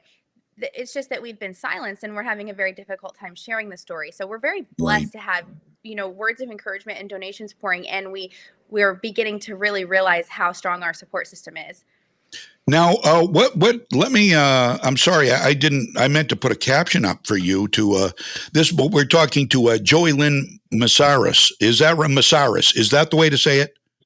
Yeah. So my husband says Messaros, and I butcher my own name, and I say Messaros, and we've been married for 14 years, and I still can't get it right. So you say it however you want. Okay. All right. I say I'll change it up. I'll be fresh every time I say it that way. But I will, I want to get your website that people can donate if that's okay. Yes, that would be so wonderfully helpful. I'm sorry, my husband is dying laughing often. Oh, no kidding. Well, tell him hi. Tell him hello. The people say hi. No, seriously, you are living up to your name. You are a joy to talk with. This is really fun in the face of a really tough situation for you. Thank you. That's the goal. I want to make sure that people remain encouraged. I think the goal here of the Democrats is to silence free speech and to intimidate people that if they speak up, the same thing's going to happen. And I want to make sure people know that, bad stuff is going to happen if you don't. And if you do speak up, there are good people to stand by you and help you. And it's okay to have a good time while you're doing it. It doesn't have to all be doom and gloom. They're not going to take our joy. Just because they felt like suing us, my whole life is not going to change. That's not happening today. Right. You picked the wrong one, Jack. I just care more than ever. But to answer your question about where people can help and contribute, our Give, Send, Go link is GiveSendGo/Messaris. Okay. Okay. I'm going to do this so people can look at me. I'm typing without looking. Give, Send, Go / gibsongo.com .com// Meseros. Yeah. Okay, I said it differently that time. Good job. MESAROS. Yes. Did I do good? Thank you. Okay, Perfect. I'm gonna pop it up on the screen, and you tell me if I did anything wrong, because I'm not the best typist in the whole world. It's beautiful. It's Good, glorious perfect. with your shirt behind it. Thank you. Oh, good. Oh, yeah, America. America. You're great. You're awesome. And man, I wish you the very best of luck. This is absolutely horrible, and I hope you'll keep me updated. Keep us updated, because we care. And I am going to. I can't give a lot, but I'm going to give to this cause. I am so moved by your story and so disgusted by the left's attempt to silence you and others. And I assume everybody that was in this parade is being sued? No. So, no. I'm the lucky one. No, so there were hundreds of people present for a couple 100 miles, and my husband and I are 2 of 5 defendants. So, nope, just cherry picked. That's that. They have my social media. I have a Facebook post that said we gave them a friendly Texas welcome and a picture of us waving, and that's in the civil complaint saying that we were waiting on the side of the road to ambush them. Wow. Ambush. So no, it's just a handful of us.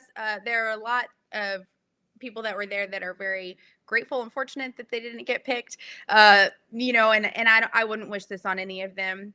This is quite a burden, but I think God picked us because we'll have a good attitude and we'll have a strong fight about it. So, and I'm so grateful that you provided such a fun time to tell our story on your show today, and to gain some more exposure when we've had such a hard time. This is a huge blessing and an answer to prayer for our family, and we're so grateful for you. Oh, and I'm grateful for you. You've got chutzpah. And I don't know what that means. Tell me what that is. Well, chutzpah, you've got the vim and vigor. You've got the attitude. It's all attitude, Joy Lynn. It's all attitude, and you've got a great attitude going into this, and you've got faith in God, and people are gonna. And I encourage everybody who is watching and listening out there to pray for you and pray for your family and pray for the other defendants. And I've got to say, this sounds like this Trump parade sounds like probably a bigger crowd than Joe Biden got at any of his rallies during the campaign. So he ought to be thankful to you for that. For sure. Jeez. For sure. And I know we're trying to wrap up, so I'm sorry, and I'll be. No. I've got the time. Okay. So, so they claimed then on this bus, right? There were 3 people on this bus and 1 staffer driving behind it. So, they were really prepared for these rallies that they were headed to. I think, I had been seeing pictures at that time in the news, conservative news, where there'd be like 5 circles on the ground with 1 folding chair in each one. And that was the extent of the rally, right? And so, we had 4,000 members in our small city's Trump train during the same time, right? So we definitely showed up in numbers well beyond them. And so for this bus to say they had to cancel their tour because they were afraid we'd show back up again. No, you had to cancel it because nobody was showing up. Right. Right. But and this is not a show I would ever watch, ever, but people were sending me this stuff when our names were blowing up in mainstream media, which is how we found out about the lawsuit. We had not been served, but they had a press release, and mainstream media was slandering our names, and somebody saw it and shot us a couple of articles. CNN, Washington Post, Huffington Post, or HuffPost, Washington, all that, right? Yeah. Worldwide news. And so Whoopi Goldberg on The View with her co-host of Wretched Women said, including, I love doing this, including Joy Behar. Oh man, doesn't that make your skin crawl? Nails. Yeah. They said that we were emboldened, racist bigots crawling out from under our rocks. And first it would be flying Trump flags down the highway. Next it would be burning crosses in people's front yards. Oh, please. Yeah. Right. So that's the narrative that our family is combating in the mainstream world, right? And I'm a stay-at-home mom. My son is 11. He's been watching this unfold. I'm trying to instill in him the values of exercising free speech and standing up for Right. what you believe in, and he's watching the cost that it has for our family. And that was not anything I ever anticipated. But I think that the attitude plays a big part in getting through it. And I want to make sure that he gets to witness that in a positive light as much as possible, considering the circumstances. Absolutely. Now, are you going to be homeschooling him or? Oh yeah. Yeah. So I recently got involved in politics. I was pretty clueless and ignorant. I wasn't raised in a household that, you know, really discussed it, or Right. it was just I didn't even know why we celebrated holidays like Memorial Day or 4th of July. I just thought it was a barbecue, Yeah. and so I started trying to educate myself. I started trying to learn. I started paying attention during the early election. I started learning about indoctrination at school. I wanted to figure out a way that we could get involved. That's how we found the Trump train. So welcome to politics, right? Here's a $200,000 lawsuit that you get to defend. And so, I do feel like we were chosen for a time like this. I pulled my son out of school to homeschool him because of the mask mandates. If I didn't want to wear a mask, I'm not going to make him wear one. And I Right. couldn't even get into the school. It was locked, and he wasn't learning anything. He's coming home saying, I accidentally found this really, really bad stuff on my iPad because we just had free time and there are no safety settings, And so I'm like, what am I sending him there for? His gym coach told him that even if I tell him he does not have to wear a mask, he still has to wear one even at home inside the house. I was like, this is crazy. So I plucked him and started homeschooling him. And as I Good. continued educating myself, oh, there's no way in hell he's ever going back. Good for And you. so no. And so right now, I'm making sure I'm laying the foundation on the history I want him to have, the biblical principles I want him to have. We're working through reading the Constitution and the Declaration of Independence and the list of 27 grievances and how similar we're living at those circumstances now. So he's brilliant and he's really getting challenged. And I'm glad to have the control over his education. That is a huge blessing for our family. I see some comments popping up. Do you want me to answer those questions? Yeah, I'm sorry. I haven't been putting the comments up, and I should be. Somebody, now you can be sued for waiving. Cameron says, Carol asks, can you countersue? Yeah, so we do plan to hold them accountable in the courtroom. We have filed for dismissal and filed for sanctions, which means we've requested that they pay our legal fees should we prove that this was a frivolous lawsuit. If we receive that money back, we want to do two things. One, we want to countersue them. And two, we want to create a fund where we help other Americans who need resources to defend themselves in similar situations, because it's been very difficult to fundraise. And we know other Americans will be in this situation. But yes, we want to hold them accountable for this frivolous, malicious lawsuit, but also defaming our family significantly, and the grief that's come along with this. There needs to be accountability so that other Americans aren't just, this is abusive, and they need to be held accountable. Yeah. Absolutely.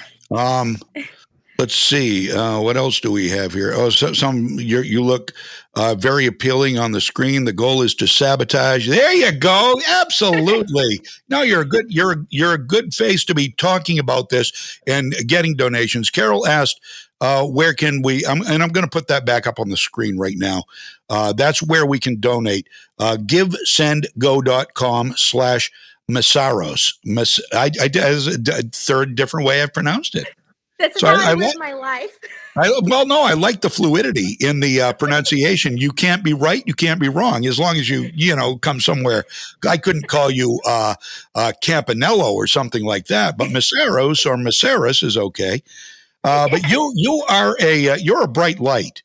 And I'm sure your husband is exactly the same. And you've got the glittering bulbs of the Christmas tree behind you, because we need, this is one of those, we need a little Christmas right this very minute. And don't we? All over the nation, but especially in your house, I'm sure right now.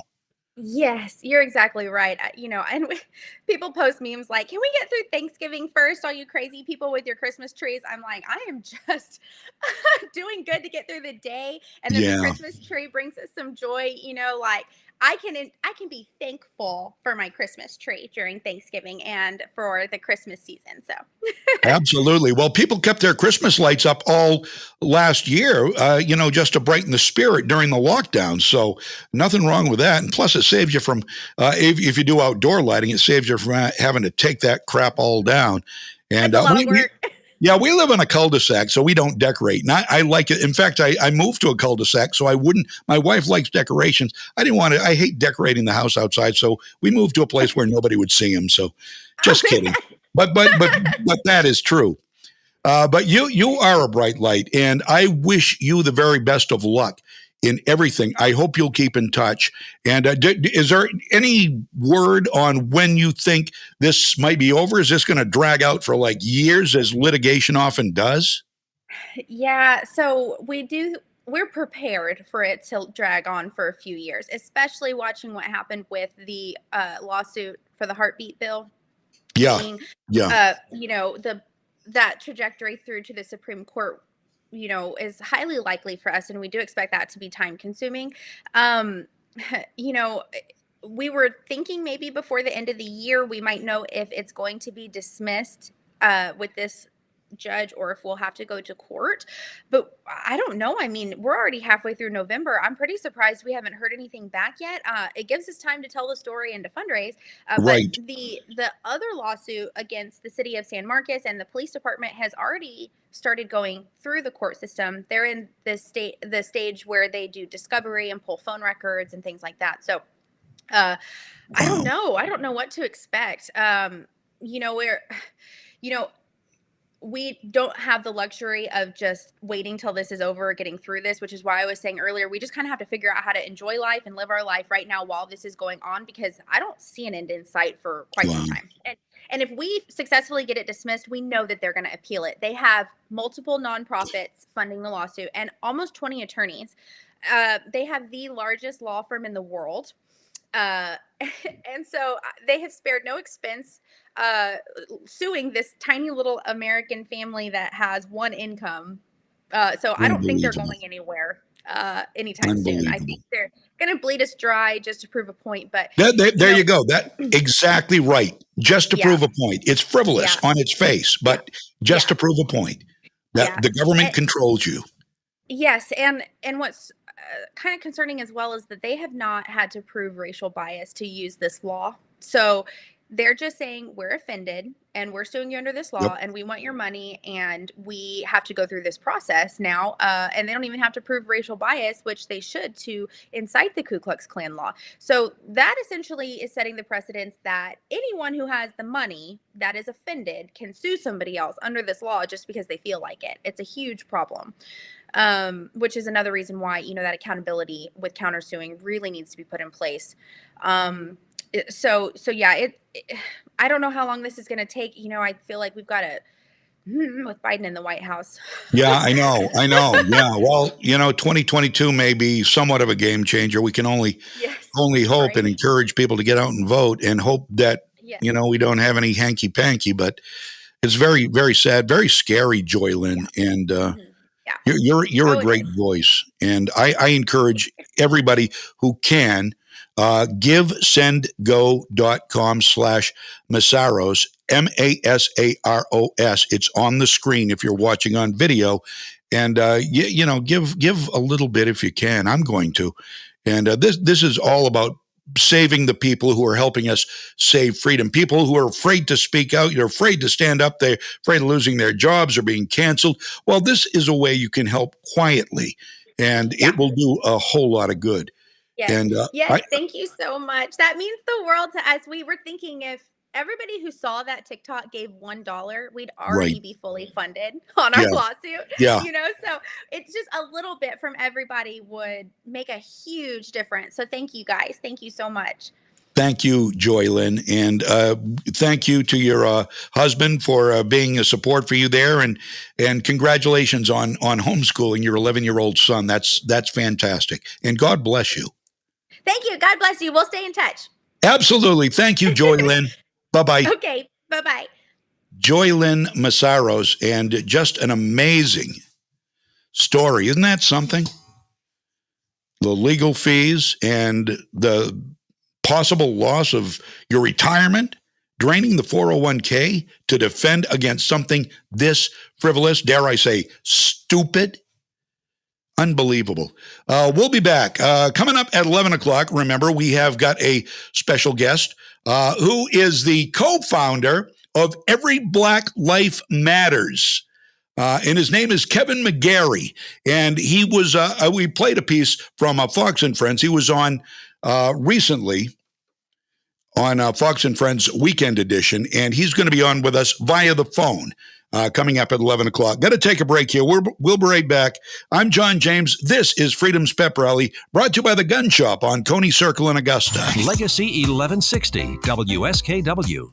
A fair price on a used vehicle from a dealer who's exceptional and moral. That's exactly what you'll get at Shelley's Used Cars LLC in Fairfield. Shelley and Anthony Rudnicki are straight shooters, and they'll always do what's right by their friends and neighbors. And if you don't know them personally, you're just a friend they haven't met. And if you're looking for a good used vehicle, you might consider stopping by and saying hi.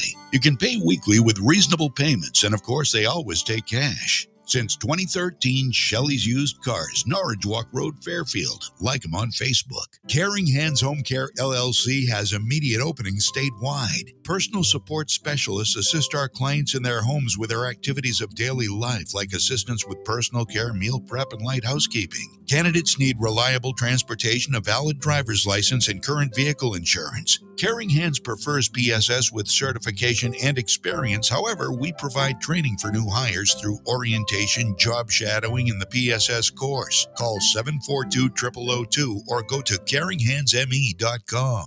If you love to shop, whether it's for yourself or for others, you've got to visit Townline Antiques. With new items arriving nearly every day, you never know what treasure you may stumble upon. Whether it's vintage signs, sports memorabilia, jewelry, coins, books, comics, artwork, or classic electronics, you're always sure to find something that tickles your fancy. Plus, there's lots of great furniture, glassware, and household goods. And their vintage Christmas booth is now fully stocked with many wonderful items. If you're looking for ornaments, lights, stockings, figurines, or any other holiday decor, you've got to stop by and shop this dazzling selection. You'll also find Santas galore with dolls, pictures, ceramics, and more. Or how about a classic Christmas toy like a teddy bear or a truck? Townline Antiques is a great place to find that truly one-of-a-kind gift or treat yourself to a trip through some wonderful memories with a present for yourself. Townline Antiques, open Tuesday through Sunday from 10 to 5, Route 201, right on the Winslow-Vassalboro Town Line. Somerset Stone & Stove is your full-service stove shop. We're happy to handle those chimney cleanings and inspections, including pellet stoves. Don't wait until the mad rush of fall when everyone wants it done. Make your appointment today and get it taken care of with Somerset Stone & Stove. Maybe you're looking for an efficient new wood stove. Be ready for the colder weather or those power outages by asking about our professional delivery, installation, and finance options. Somerset Stone & Stove, 1078 Kennedy Memorial Drive in Oakland. Online at somersetstoneandstove.com. I'm CBS 13 meteorologist Dustin Bonk. This morning, some clouds early on, but the cold front and the rain are gone. We'll see some partial sunshine through the afternoon. Temperatures mid-40s with a breezy northwest wind. Tonight, clear skies and lows in the 20s. Saturday, beautiful sunshine all day long. Temperatures mid-40s. Sunday has a return of more clouds. Thank you very much, Matt. I feel a sneeze coming, and I hate it when that happens. Just as I'm ready to go on the air, there's nothing I can do about it except turn the mic down when it comes. Not blow it all over the camera. I don't want to give the camera COVID. Do I want the camera to die? Do I want you to die? I should have a mask on, like the virtue signaling politicians do when they're talking to people. So you can't understand what the hell they're saying. I saw a Zoom, I think it might have been on the news. I saw two people doing like a virtual call back and forth, and they both had masks on. It's a campaign of fear. It is literally a campaign of fear. They're trying to scare everybody, and it's working on the weak. It is working on the ignorant. It is working on, dare I say, the sheep. Can we get an amen from the congregation, please? There we go. You know who does that really well is Ted Nugent. We're going to have I keep telling you, we're going to have Ted Nugent back on the show. And we will. There's another guy from Texas. I love Texas people. I live vicariously in Texas through Texans. And I don't know why I love Texas so much. I've never been in Texas. I almost went this year to the NRA convention, but they canceled it because of COVID, allegedly. The NRA's having problems. But it was in Houston, which is not far from Pasadena, which is where Gillies was. I love Mickey Gilley. I'm a Mickey Gilley fan. I love Mickey Gilley. And I saw Mickey Gilley. I met Mickey Gilley. Love Mickey Gilley music. And I wanted to go to Gilley's. That's where the Urban Cowboy was filmed. Or parts of it anyway. And then they up and closed. I don't think they're reopened. So my hopes are dashed. But I can do a good I've done some ads for Texas before. I do my Texas. I've done some politicians. I only do politicians I agree with. If I audition for political ads, only if they're a progressive or a leftist. Sorry, I don't care what the payday is. You ask me, I'm going to say, no, not going to do it. But I've done some Texans that are running for office down there, and they've won their election. I don't think it had anything to do with me. But I just live vicariously. And that's where our friend Savvy is from, the Savvy Truth. That's where a lot of people we talk with are from. Ted Nugent is from there. A bunch of people we've had on. Anyway, so I'm with you there in Texas. And our latest Texas friend is Joy Lynn Massaros. And I've left the information on the screen so you can give, if and when you can, give whatever you can to help out their legal fees. They were part of the Trump train that surrounded peacefully the Joe Biden-Kamala Harris bus as they made their way through Texas. And a bigger crowd than Joe Biden ever had at any of his rallies, probably put together. And so they're being sued through the KKK law because this was clearly racist. It was trying to suppress the vote. They make stuff up. And then they act on it. Speaking of making stuff up, we don't have time this hour. But next hour, if we have time after the guest, Joy Ann Reid, the raging racist from MSNBC, who has been challenged by Lieutenant Governor-elect Winsome Sears of Virginia to a debate. Joy Reid does not like people she doesn't agree with because she doesn't know what to say. She only knows how to make her case. She only knows how to make up stories and lie. Well, she made up a story last night or the night before. She made up a hypothetical story. It was a legend, if you will. So she wrote this fictional story about the Republicans taking over the House of Representatives, and then she did a commentary on it. So she made up a story and then raged on this made-up story for at least 2 or 3 minutes. It was hilarious, and I've got the audio and video. If we have time, we will get to it. In fact, maybe we'll even get to it during our next guest, Kevin McGarry, who is the co-founder of Every Black Life Matters, and he'll be with us after the news. Stick around. That's coming right up. For now, we've got a break. I'm John James. This is Freedom's Pep Rally. Legacy 1160, WSKW. You've probably seen them on the road, helping those that need them. And you can rest assured Delta Ambulance will be there when you need them most, too. Delta Ambulance prides themselves on having a team that utilizes superior training, years of experience, and state-of-the-art medical technologies. So if you need safe transportation for routine or critical care transfers, Delta Ambulance is standing by. Learn more about the difference Delta makes at deltaambulance.org. Compassion, leadership, excellence. That's Delta Ambulance. I know you've heard the old adage, buy low and then sell high. Well, with real estate prices rising in the market every day, if you've been thinking of selling your home, now is the time to list your property with Pouliot Real Estate to capitalize on it. While the market may be growing, Matt and the team at Pouliot Real Estate are never too busy to help. In fact, before you go and pay for an appraisal to find the value of your home, Pouliot Real Estate will happily give you an estimate for free. Yeah, I said free. Low interest rates have created an active buying market, which is great for sellers. And there are lots of people selling their homes for a number of reasons. They're empty nesters looking to cash in on the equity that they've built, folks looking to downsize their home to increase their cash, and growing families that simply need something bigger. There's absolutely no obligation, so why not strike while the iron is hot? Contact Pouliot Real Estate for a free home valuation at PouliotRealEstate.com. That's PouliotRealEstate.com. And when you see Matt Pouliot, you tell him Mike Violette sent you. If quality and reliability for all of your home heating and cooling needs is important to you, then choose Bob's Cash Fuel in Madison. Starting out with just one truck for deliveries in 1981, they've continued to grow to a locally owned and operated full-service company offering experience and a staff of trusted and loyal professionals. Bob's Cash Fuel offers heating oil, kerosene, diesel, gasoline, propane, and 24-hour emergency service for heating and cooling. And now with their new app, you can order fuel right from your phone, check account information and delivery status, make a payment, and more. Download the app at the App Store today. Bob's Cash Fuel also offers emergency oil and propane delivery to all of their customers. And if you're looking for a new boiler that can give you all of the hot water that you need and reduce your heating fuel costs by up to 40%, then check out the System 2000 from Bob's Cash Fuel in Madison. To heat or cool, and propane too, call Bob's Cash Fuel. Bob's Cash Fuel, Route 148 in Madison, your System 2000 premier dealer.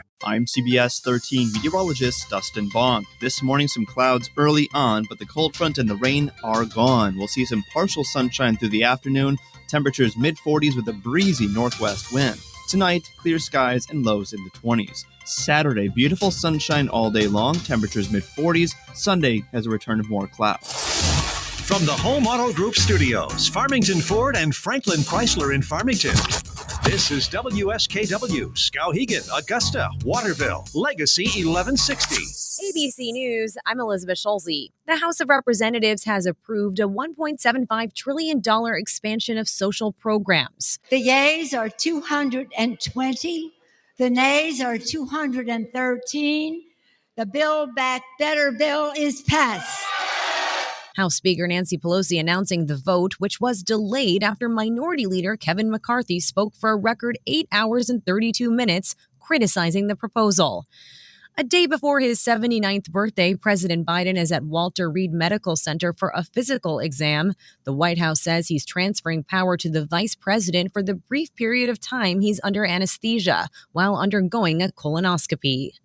The FDA now says all adults are eligible for COVID-19 boosters 6 months from their initial inoculation. The CDC now must sign off. Day 4 of jury deliberations in the Wisconsin homicide trial of Kyle Rittenhouse. This is ABC News. A new suicide hotline number is set to go live this summer. The FCC approving a 3-digit number that will replace the 10-digit National Suicide Prevention Lifeline.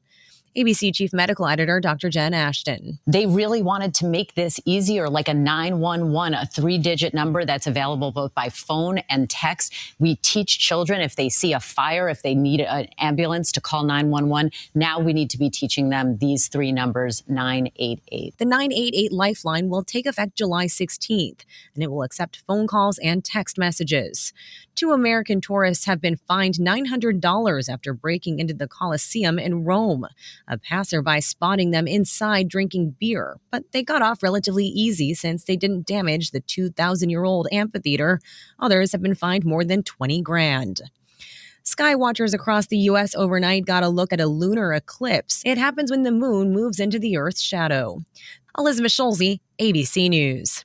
New this month on BritBox. From New York Times best-selling crime writer Anne Cleeves comes a new kind of hero, Detective Matthew Venn, in the BritBox original crime drama, The Long Call, starring Ben Aldridge and Pearl Mackie. Watch The Long Call, plus the newest seasons of fan-favorite Anne Cleeves mysteries, Vera and Shetland, exclusively on BritBox. Go to BritBox.com/radio to start your free BritBox trial and start watching today. That's BritBox.com/radio. That's a no-whip, high-foam, 170-degree, sugar-free gingerbread latte. Ah, yes. It's gingerbread latte season at Duchesne's Coffee Shop.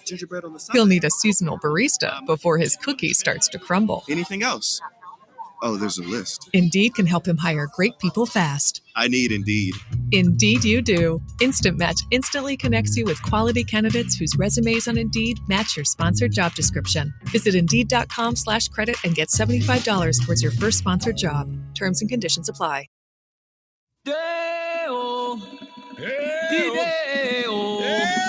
Friday come and me want go home. Sweat all day when I go to work.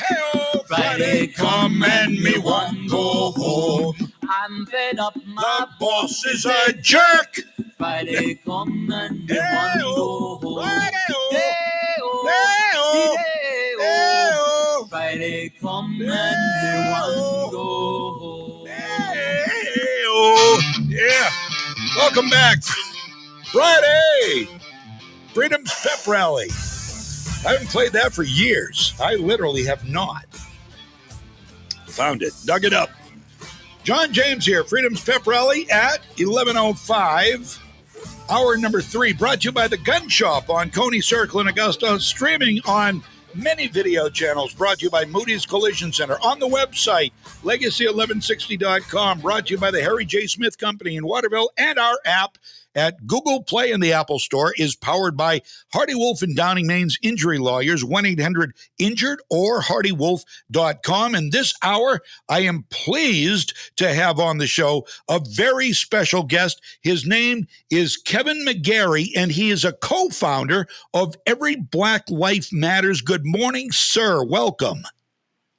Well, good morning, John. It's a pleasure to be with you. Thank you so much for having me. Now, you are you're amazing. I've heard some of your story. In fact, I saw an interview that you did with Will Kane on Fox and Friends recently. In fact, we played a little bit of that earlier. And I'm going to ask you the same question that Will Kane asked you, because you explained it so well and it really hit home.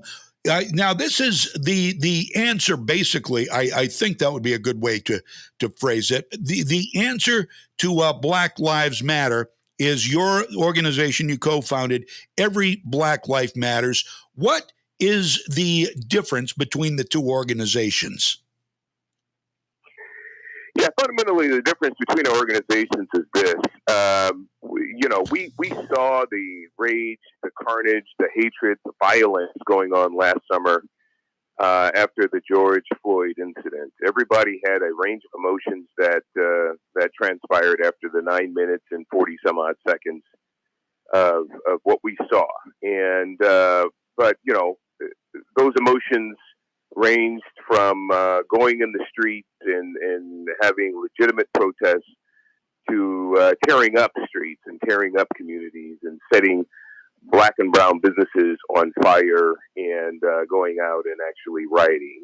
And what hurt us so much was that we saw a lot of people of faith and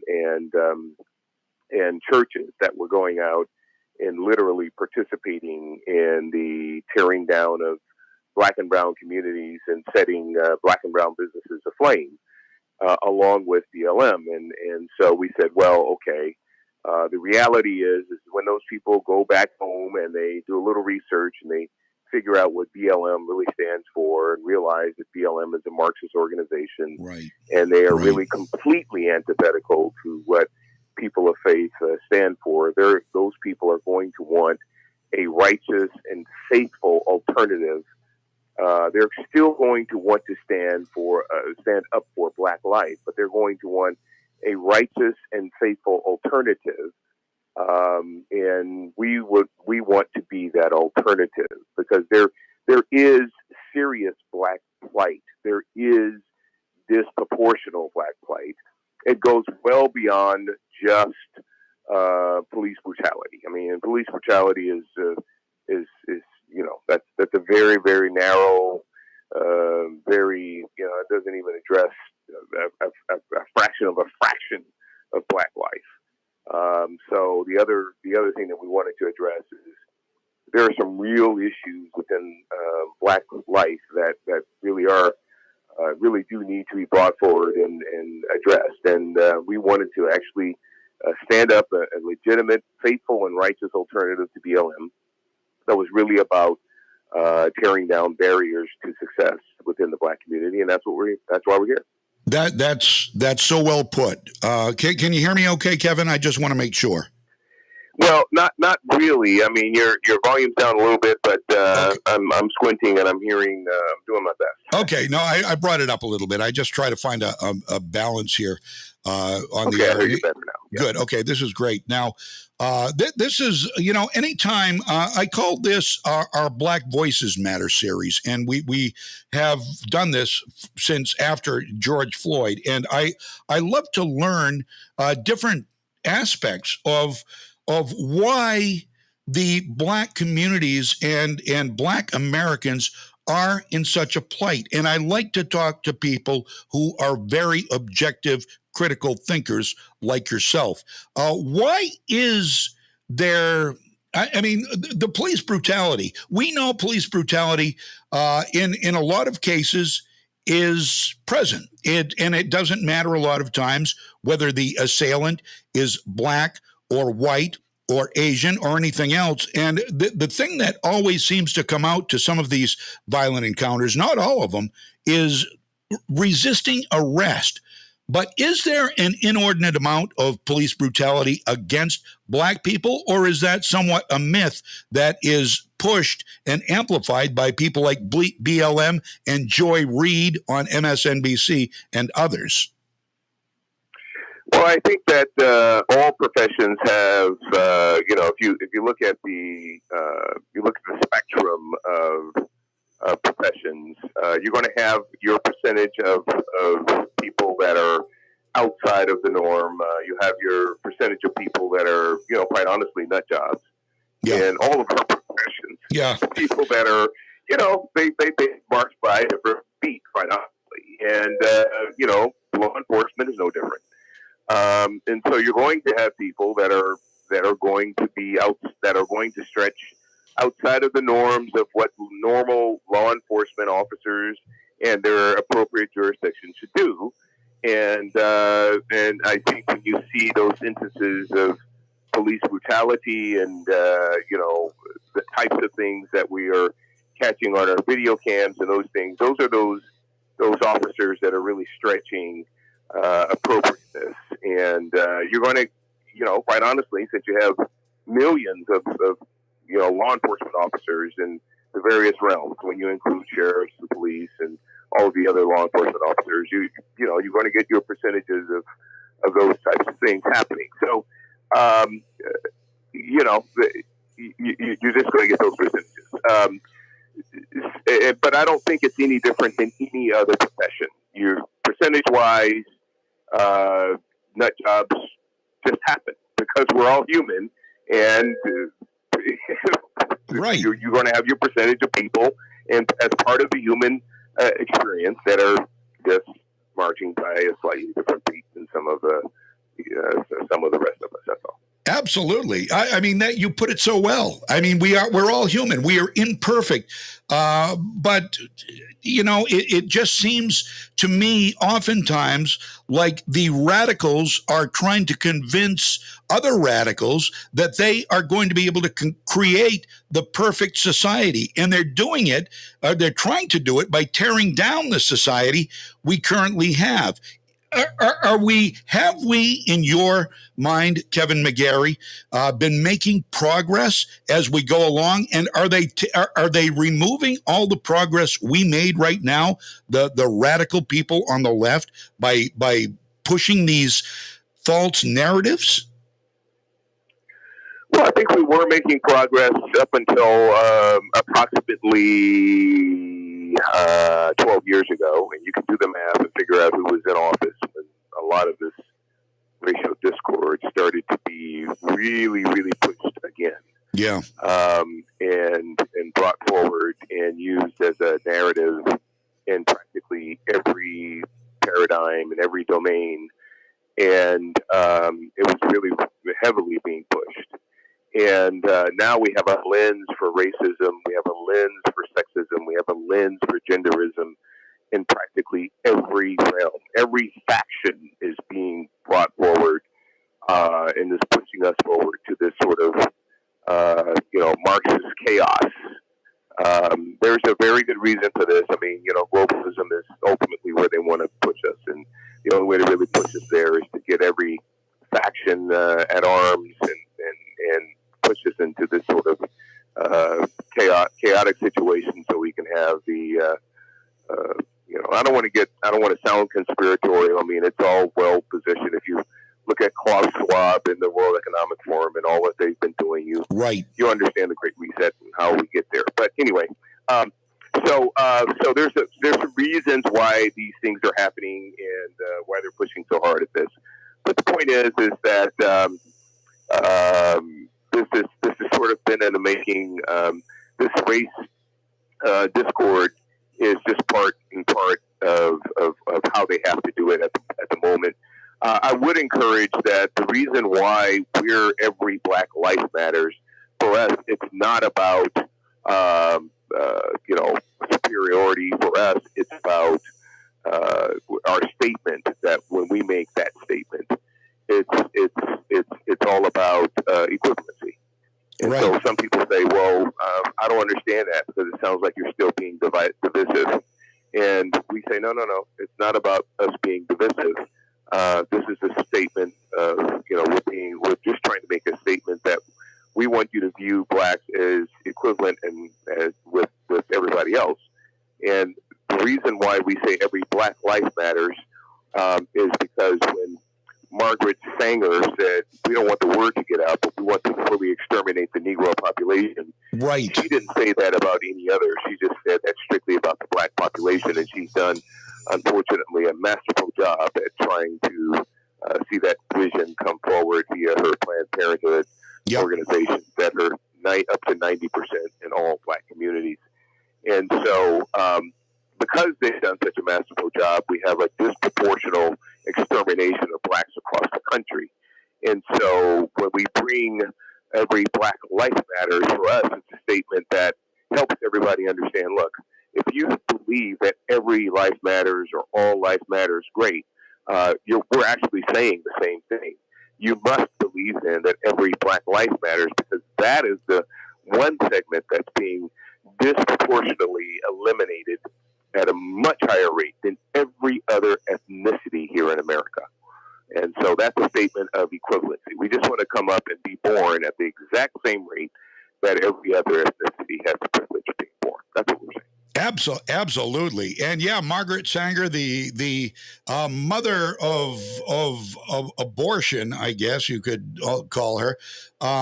Now, why are so many black children being exterminated? And you put it brilliantly. That's exactly what I say. It basically is murder. And no, it's just a clump of cells. They'll throw that old argument at you. But, at conception, the trajectory is set. Sorry, it's done. That's when it begins. And why are so many black children? Does it have to do with a breakdown of the nuclear family, which, as we know, that is part of the Marxist ideology, the breakdown of the nuclear family, and that's what it seems they're pushing for now?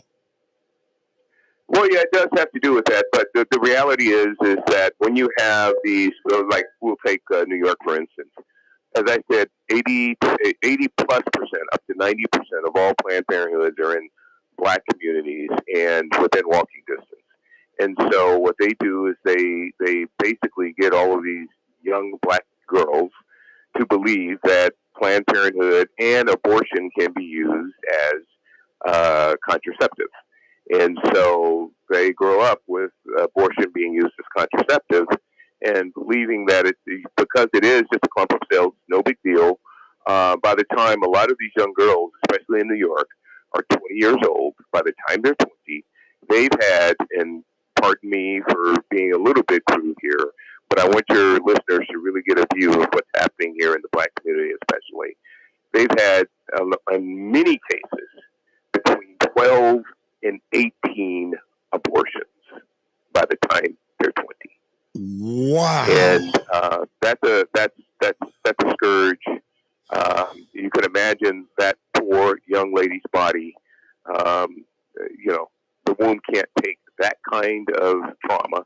Right. And so when that young lady does decide to settle down and get married, and later in life decides that she wants to have children, it's exceptionally difficult or impossible, and it really causes a lot of problems. Now, I'm sorry, Kevin, go ahead. That's the issue. Wow. Kevin McGarry, every Black Life Matters. So who pays for all these abortions? Because these are poor communities. Well, a lot of it is being funded by our federal government. You see now they're passing all of these, build back better, build back more, build back whatever.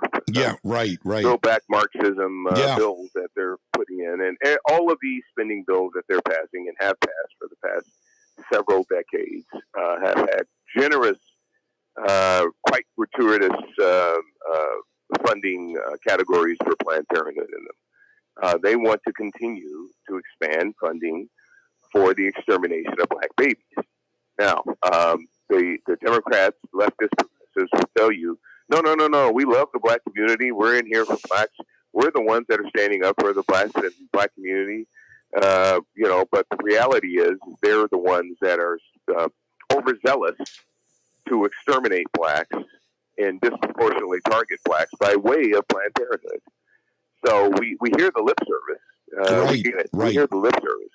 But the reality is on the ground, our community, Black and brown communities, are being exterminated, targeted, strategically targeted by the leftist progressive ranks with these gratuitous funding initiatives to literally exterminate and depopulate our communities, and it's really Black genocide.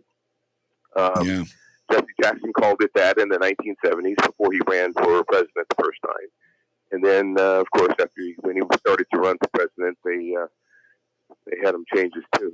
If he wanted any funding, he needed to change his tune on Black genocide and Planned Parenthood, and he did. And ever since then, he's been pro-abort. But the reality is that it's Black genocide is what it is. It's been like that for many, many decades now. Kevin McGarry, every Black Life Matters. So I've got to ask you, when it comes to the Black communities, and it's always blamed on the Republicans. Well, the Republicans are destroying Black communities. But the Black communities seem to be in dire straits in Democratic-run areas. What is causing the disconnect? Now, I know a lot more Black Americans are coming around and saying, wait just a minute, as was proven by the number of votes Donald Trump got this last time. But what is causing the oppression in the Black communities, if you can name a few different things? Because I've always wondered where the truth lies. Yeah, two primary things that social anthropologists and cultural anthropologists say are the biggest determinants for crime and poverty in any community. And so I'll just say that outright. But these are especially notable in the Black community. Number one, fatherhood, fatherlessness in particular. And so if we were to focus on fatherhood, we can reduce crime and poverty by upwards of 70%. Okay. Wow. And so we have fatherhood initiatives to encourage fathers. We understand that because of the hookup culture that we have now, in many cases, an overwhelming number of cases, it's unrealistic to say that the nuclear family setting is realistic for a lot of fathers. However, to just remain connected to your children, just so they know who you are, just so you connected with your family, so you remain connected to your children. It's not too much to ask. That as well can help reduce significantly crime and poverty. Okay. Number two, educational choices. So, and this is not rocket science, folks. This is social and cultural anthropologists have confirmed that these two factors reduce crime and poverty. School choice, having the ability to have multiple educational choices, because everybody learns at a different rate, at a different level, in different learning environments. We need, and especially within the Black community, we need the ability to leverage and send our children to school platforms, to educational platforms that they will be able to excel. The cookie-cutter public school system that right now our children are handcuffed to is not the most effective way to get our children to learn. And these leftist progressives know, they know that, and they know that this is detrimental to our community, but they don't care. So the fact is that this is how they get their funding for their next campaign, and they are perfectly happy with keeping Black and brown communities tethered to the public school system, because that's where the schools, the teachers unions get their money, and that's what funds their campaign. So they're perfectly happy to keep the Black and brown. And if you ask them, do their children and their grandchildren go to these public school systems? They tell you no. They go to this private school, this parochial school, this other school, this charter school, blah blah blah. Yep. And then you say, well, certainly you'll stand up for our children. Well, no. We can't, we can't take away the public school system. We can't, open the door where everybody can go to these other platforms. No, we need to keep a healthy, and so they make these excuses. Right. On the backs of Black and brown students. Yep. This is not right. You want to see white privilege? You want to see privilege? That's privilege. Yep. For me and my children, we're going to go to private schools and charter schools. Oh, but for you Black and brown students, no. You have to stay in the public school system. That's privilege. Yep. Absolutely. Well put. We're talking with Kevin McGarry. Every Black Life Matters. And by the way, you can get more information at everyblm.com. That is the website, correct? Everyblm.com. That is correct. Everyblm.com. Please visit us. We have partnership programs there. We love your support. We need your prayers. The other thing that we have there is go to our resources column. We have COVID resources, exemption letters, attorneys, the truth about COVID, ivermectin resources. We have all kinds of things there. Body autonomy, body freedom is very, very important for us. We want to make sure that everybody remains free. So go there and get some COVID facts for you. And then as well, we have CRT resources there with CRT exemption letters. CRT letters already pre-filled, so you can become an activist for CRT as well. Now, that's great. Now, in my area that we're in, we have mostly white schools, but this critical race theory this is a resource for all Americans, I would imagine, Black, white, Asian, Absolutely. Whatever. This is Absolutely. This is everyblm.com, everyblm.com. What do you think about this push? Why is this sudden push for critical race theory and the misrepresentation of what it is so profound now? First of all, why don't you define, because you can and what critical race theory does in our schools? What it does is it pits one group of people against another. It is the epitome of racism and hatred. It causes racial division and hatred. It pits blacks against whites. It pits every other ethnicity against white students. And it does it on the backdrop of a completely false narrative. Yep. It basically charges that all whites, past, present, and future, are complicit with slavery. And all whites are oppressive. All whites are victimizers. All whites are derelicts and had something to do with that. And therefore, they are irredeemable. In other words, there's nothing that they can say, do, think, act, or be a part of that would ever be able to that they'll be able to repay for the scourge of slavery. And so this is the kind of evil, hateful, demented thinking that they want to teach our children under the guise of real history. Right. And this is, of course, demented, hateful, and racist. Yep. And it's important that our parents get involved and not have their children learn how to hate other people. Amen to that. And then you've got Nicole Hannah-Jones, New York Times Magazine, and the 1619 Project, which one person and the magazine seemed to be able to convince the entire nation that this should be part of curriculum, that America began with slavery in 1619. What say you about that project? Well, what's interesting about that project is even leftist, progressive historians have completely debunked the 1619 Project as historically inaccurate, as flawed, as completely fraudulent. Now, these are leftist academics and academians. They said, look, we'd love to give you your props on this, Nicole, but this is so flawed. This is not even, it's laughable. So the reality is 1690, you have to go when a country actually started. Right. Our country actually literally started in 1776. Yes. That's when we actually formed. That's when we actually colonized. You can't say when somebody landed here. Right. This is preposterous. Now, all the notions are just preposterous. It's ridiculous. And, all of it is grievance. It's covetous. It's guilt-ridden. It's again, it's what they want to force on everybody is this whole idea of hate and lack of redemption. Right. Now, here's I don't know how much time we have left. No, you whatever. I'm loving this. I'm loving this, Kevin. Okay. Go right ahead. So here, let me leave.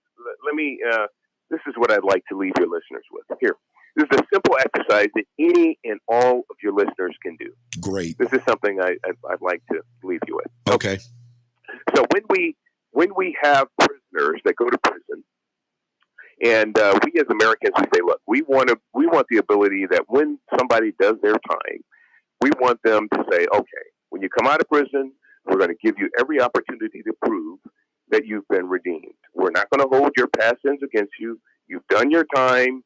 We're going to try to, reincorporate you into society. We're going to give every opportunity to prove that you've been redeemed. We're going to help you to be redeemed within our home, within our culture, within our community, and we're going to give you every opportunity to prove that. Right? That's what we've done as Americans. We say, look, we're not going to hold your past sins against you. Is that right? Right. Number two, when we had our 9/11 terrorist attack from Middle Easterners, President Bush warned us and had us all agree that we would not hold and generalize those terrorist atrocities against everybody from the Middle East. He said, look, these were this handful of people from the Middle East. It would be unfair and it would be racist for us to generalize and say everybody from the Middle East is a terrorist. And we all agreed as Americans, we will not generalize, we will not hold this against everybody from the Middle East and call them all terrorists, right? So that's number 2 data point. Number 3 data point. Last year, when we had this virus from China, we had President Trump, and he says, look, the virus is from China. It's from China, but, it would be unfair. It'd be unfair for us to hold, just because it's from China, to hold everybody accountable for so we're not going to, everybody of Asian descent, it would be unfair for us to do this. But I'm telling you, it's from China. He kept saying that. Right. And he was correct. It's from China, but he was also correct. It would be unfair and be racist for us as a country to hold everybody from Asian descent culpable for that. So those are 3 specific data points where, number 1, prisoners, we allow them to be redeemed. Number 2, and the other 2, we're not going to make generalizations and hold everybody culpable for the sins of a few. Now, but when it comes to CRT, what we're saying is, look, white people, you're completely irredeemable. And we're going to hold every white person completely culpable for the sins of your fathers, your grandfathers, and as a matter of fact, grandchildren not yet born, we're going to hold them culpable for the things of the 1800s. How in the world does this make sense? Wow. Does this have any logic whatsoever for any American when we have these few simple examples I just given you off the top? You can probably come up with 1,000 more. Wow. How do we make any kind of logical sense out of this now? Wow. That makes so much sense. I love the way you boiled that down. That makes so much sense. You're absolutely right. And I think the way the left is framing it, and I've gotten in arguments online with people about CRT, and this is with white people, virtue signaling white people. Well, CRT is just real history. It's why are you so afraid, they say, of real history? And I'm like, no, it's not. I've talked to many of my black friends and guests who say it's not. It's divisive. And you, again, have shown proof positive what this is, and you've boiled it down to redemption. And that makes so much sense. And I love that. I absolutely love that. And I am bookmarking everyblm.com because that's going to be a go-to site for me from now on, Kevin McGarry. I'll tell you that. Awesome. Well, thank you, brother. I'd love to have you as a partner. We have a partner site there. We have all kinds of resources there.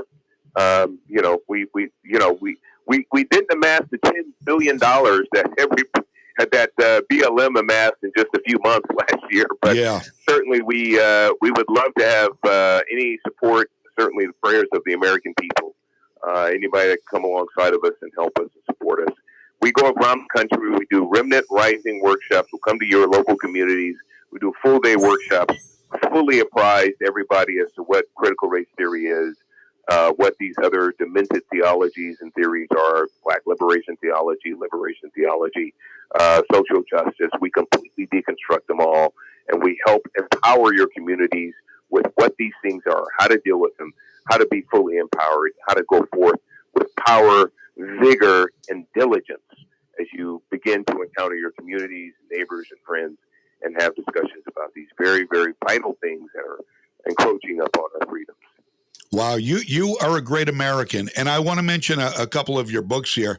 The War on Women, From Root to Fruit, Which Side Are You On? And Justly Justice, Social Justice, Racial Justice, Human Rights, Done. Which means we've got all that. And now the left is squandering it in the name of Marxism, control, power. Yep. So those books are they're available on Amazon. The one, The War on Women, just so people understand what that context, what that's about. That was written. It's especially important for people of faith because it connects Genesis 3:15 to everything socially and culturally that we're going through right now. Yep. Connects all of the dots from the Garden of Eden all the way to today. So it covers feminism, radical feminism, everything socially and culturally, including racism, CRT, intersectionality, just everything. Even James Cone, Saul Alinsky, Margaret Sanger. I mean, it's wow. It's all in there. It connects the dots historically, socially, and everything's there. I love it.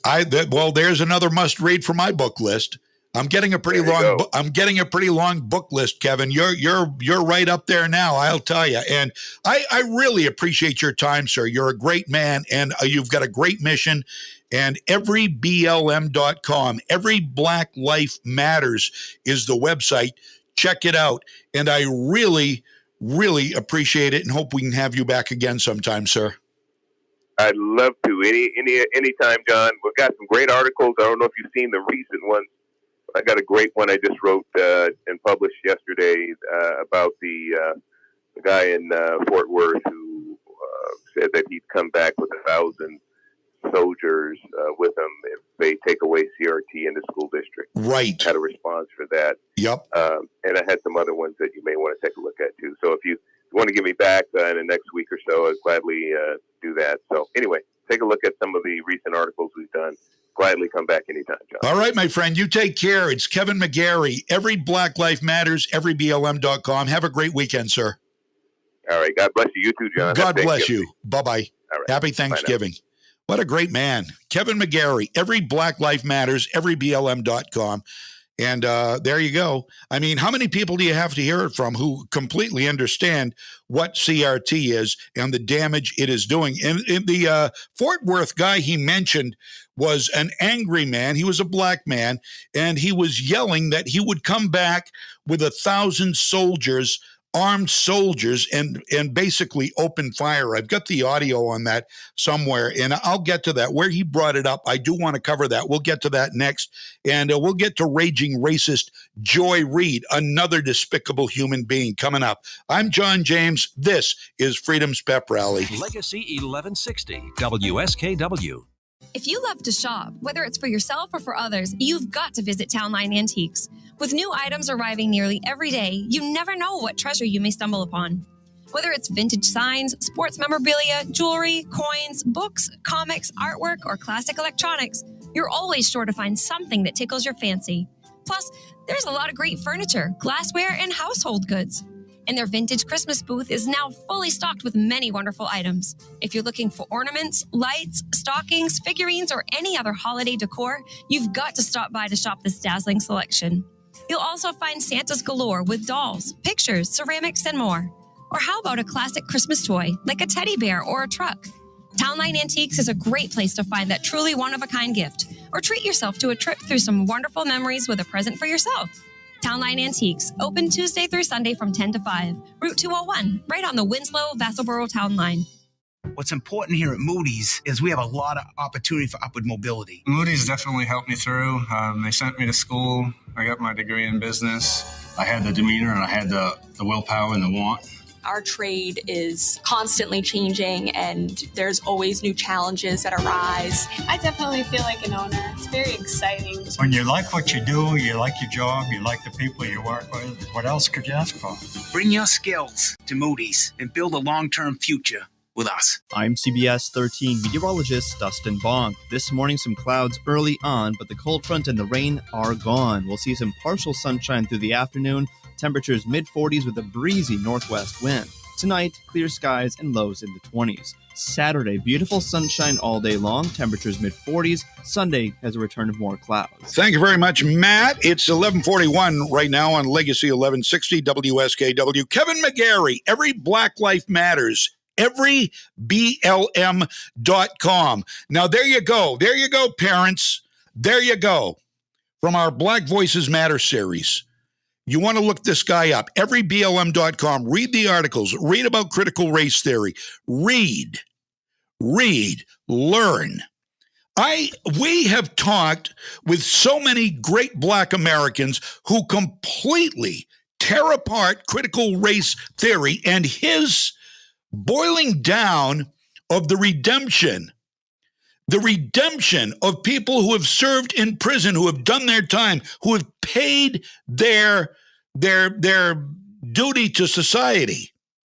We give them redemption. We give them, hopefully, another chance. And if they blow it again, well, you know, you only get so many attempts, right? Of course. And then George W. Bush, back after 9/11. Not everybody from the Middle East is a terrorist. There's a delineation. You've got terrorists, you have Middle Easterners. They aren't conflated. And then Donald Trump. The China virus was from Wuhan, China, thanks in large part, I think, to Dr. Anthony Fauci. But because it's the China virus, that is what it is. The China flu, the Wuhan flu, whatever you want to call it. But Asians, we don't conflate that with all Asians. We love Asians. We love our Middle Eastern fellow citizens. We love and feel for Middle Easterners overseas. They're not all terrorists. They're people, just like we are. They're imperfect people. The terrorists, well, that's a different animal. The Communist Chinese Party, the Communist Army, a different animal, not to be conflated with all Asians. But CRT, as Kevin McGarry said, everybody is being conflated with slavery. We're all responsible. Those who own slaves, those who came after slavery, those who are alive now, those who will be born in the future, all guilty. That's critical race theory. Brilliant. brilliant way to put it. Keep that in mind. Go to the website, everyblm.com, and read. That's how we learn. And check out his books. The book on women, I want to, books not to read. I would recommend you don't read anything by Ibram X. Kendi because you're wasting your time, or White Fragility by Robin DiAngelo, the white woman who was all upset and felt she had to flee her house when she realized one day she was white. Give me a break. These people are mentally ill. It's a mental illness. But this guy is brilliant. And I also want to encourage you to visit the website to help our friend Joy. Her name is Joey Lynn. There we go. We're buds. We've been buds for a few hours now. And it's Joy Lynn. It's the website is givesendgo.com/Mesaros, Mesaros. Help them in their fight in the lawsuit that their Christian family in Texas is involved in, because the Biden administration is suing them because they were part of a private Trump train that followed alongside a Biden-Harris bus last year during the campaign. No violence. There was nothing. Biggest crowd Joe Biden never had at any of his appearances, and he wasn't even on the bus. And so they're suing a middle-class family who they've had to cash in their retirement in order to pay legal fees to fight the government for free speech, for going alongside a bus posing no threat, but the trauma, the trust, like AOC after the insurrection on January. Oh, I thought I was going to die. Oh, Ted Cruz tried to kill me. Shut up, you ignorant. These people are all about trigger. I'm triggered. Grow a pair. Grow up. Become an adult. Deal with it. Suck it up, Buttercup. 11:46 right now. All right. I've been looking here for the guy in Fort Worth. I had done a story on it, and I had some audio of him. And critical race theory. They're fighting critical race theory just about everywhere. And they're not being heard either, by the way, because the Marxist school boards and the Marxists in the government and many of the Marxist teachers who indoctrinate children, that's their job. That's what they perceive is their job, to indoctrinate children in the ways the government wants them to be indoctrinated. They are government camps, basically, government camps for kids that your tax money goes to, in large part to pay for the indoctrination of your own children. What doesn't make sense about that? Or what does make sense about that? So when it comes to racism, nobody understands how to peddle racism better than MSNBC. And I've got a perfect example for you right here. Raging racist Joy Reid. Now, this woman is literally out of her mind. I think she's dangerous. I think she's dangerous to herself and others. I really do. I mean, she is just a few items short of a Happy Meal. And she makes stuff up if she doesn't, because Trump's not in office anymore. Trump was her show prep. But now that Trump's gone, she has to rely on her head-nodding leftist panels and her made-up hypotheses. So here we go. Joy Reid on MSNBC raging for more than 2 minutes about a hypothetical situation where the Republicans win back the House. Okay, so that could happen, and I hope it does next year. But as far as Joy Reid is concerned, last night or the night before, it has already happened. So that sets the stage for the rage.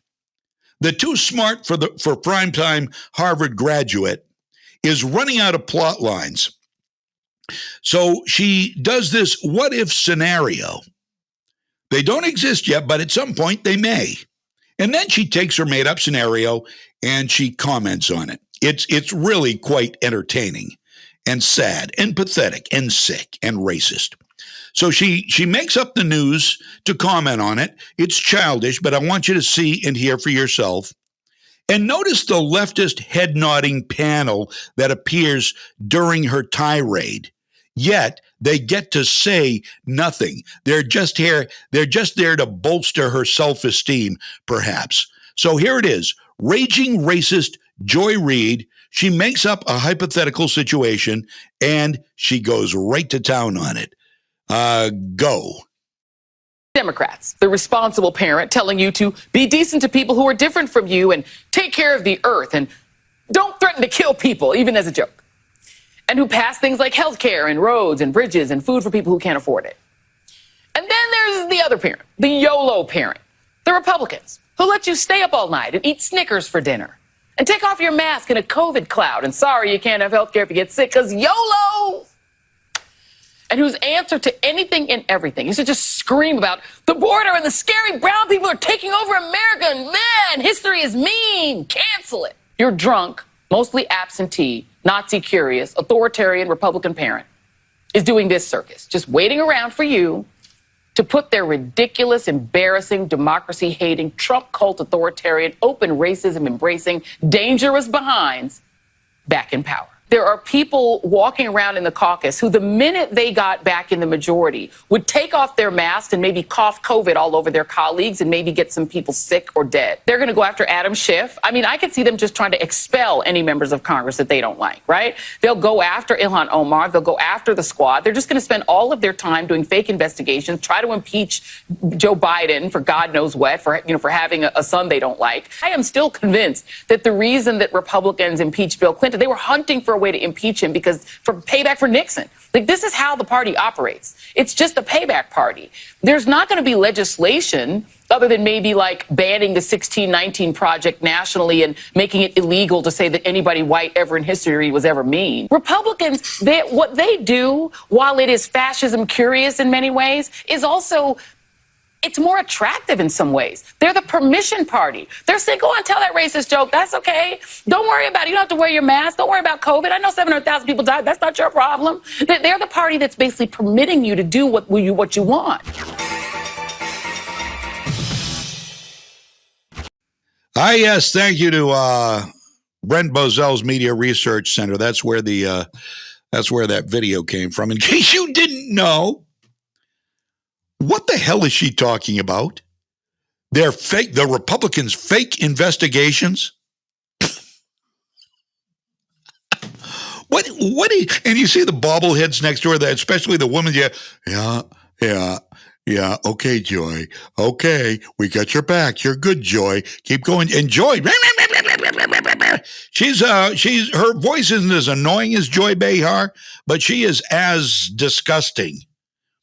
And very, very racist, as you can see. MSNBC, the most racist network and the most race-baiting network on television. They employ the likes of her, Tiffany Squeaky Cross, and the Reverend Al Sharpton, who was at the, where did I see him recently? Oh, he was at some Ahmaud Arbery thing. Now, the Ahmaud Arbery shooting, that's something I would think, again, based on armchair quarterbacking, and I'm not a jurist, I wasn't in the courtroom, but I think the people who attacked and shot Ahmaud Arbery should be in some really, really, really deep doo-doo. I think that was just Perhaps it was racism. I can't judge that. I don't know what kind of people they were. Like I said, I haven't been in the courtroom, but if anything looked like racism from the armchair, that sure did. That looked like racism straight up. And yes, it does exist. Never denied it does. Never will deny it does. It's not rampant. It's not systemic. but it exists. And I think that may have been a good example of racism right there in that Ahmaud Arbery case. And I think those people are looking at some serious consequences for their role in killing Ahmaud Arbery. Well, we thought we were trying to make a citizen's arrest with guns. Chasing him in a truck. Sorry. I'm sorry. I'm pretty open-minded. I'll listen to an argument, but that seems just a little far-fetched for this guy. But we'll see how it plays out. And also, we're waiting for the verdict. As far as I know, we're still waiting for the verdict in the Kyle Rittenhouse case, and I'm not sure where that is at this moment. And okay, yeah, you've got the 1,000 Soldiers video, and I can't click on that right now, Carol. But I did. I had audio on it. But there was a guy who was standing up. He was a black man standing up for critical race theory at the school, and said that he would be back with 1,000 soldiers, locked and loaded, I believe were the words he used, locked and loaded. And that's a threat. That's a legitimate threat. But the mainstream media is not reporting it. In fact, the link Carol sent me here is from Fox News, because this is the kind of thing that mainstream media, the MSNBCs, the CNNs of the world, those are the people getting paid big dollars by Bill Gates. We reported that earlier. They're given donations. Advertising news organizations given donations by leftist Bill Gates. For what? Why would he give them donations? I wonder why he'd give them donations. Maybe so they'll only report the type of news that he subscribes to. Well, yeah, I think that's probably it. I think there's a lot of truth to that. And yeah, I cannot find the piece here about the guy. Before I leave, though, I do want to do this last piece. This came out last night. Speaking of MSNBC being the most horrid network on the face of the earth, Citizen Free Press states that Judge Schroeder, who is presiding over the Rittenhouse case, explained that last evening, so it'd be the night before last, a person calling himself James Jim Morrison from MSNBC was caught by Kenosha police following the jury bus as it left the courthouse. He went on to explain that the person claiming to be a producer at MSNBC did so under orders from a higher-up in New York. The higher-up was identified as Irene Min Ju Bion. It was she who instructed the independent journalist affiliated with MSNBC to follow the bus, and since has deleted both her Twitter and LinkedIn accounts.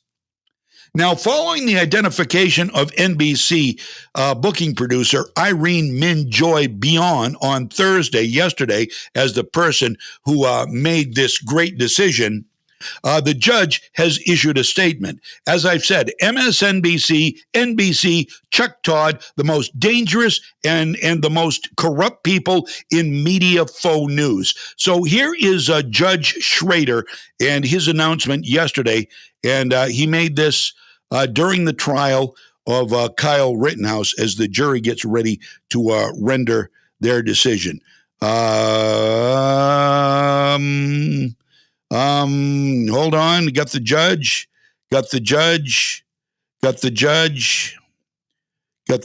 Here he is. Evening. A person who identified himself as James J. Morrison and who claimed that he was a producer with NBC News, employed for MSNBC, and under the supervision of a person. What's going on? Oh, okay. Under the supervision of someone named Irene Bion in New York for MSNBC.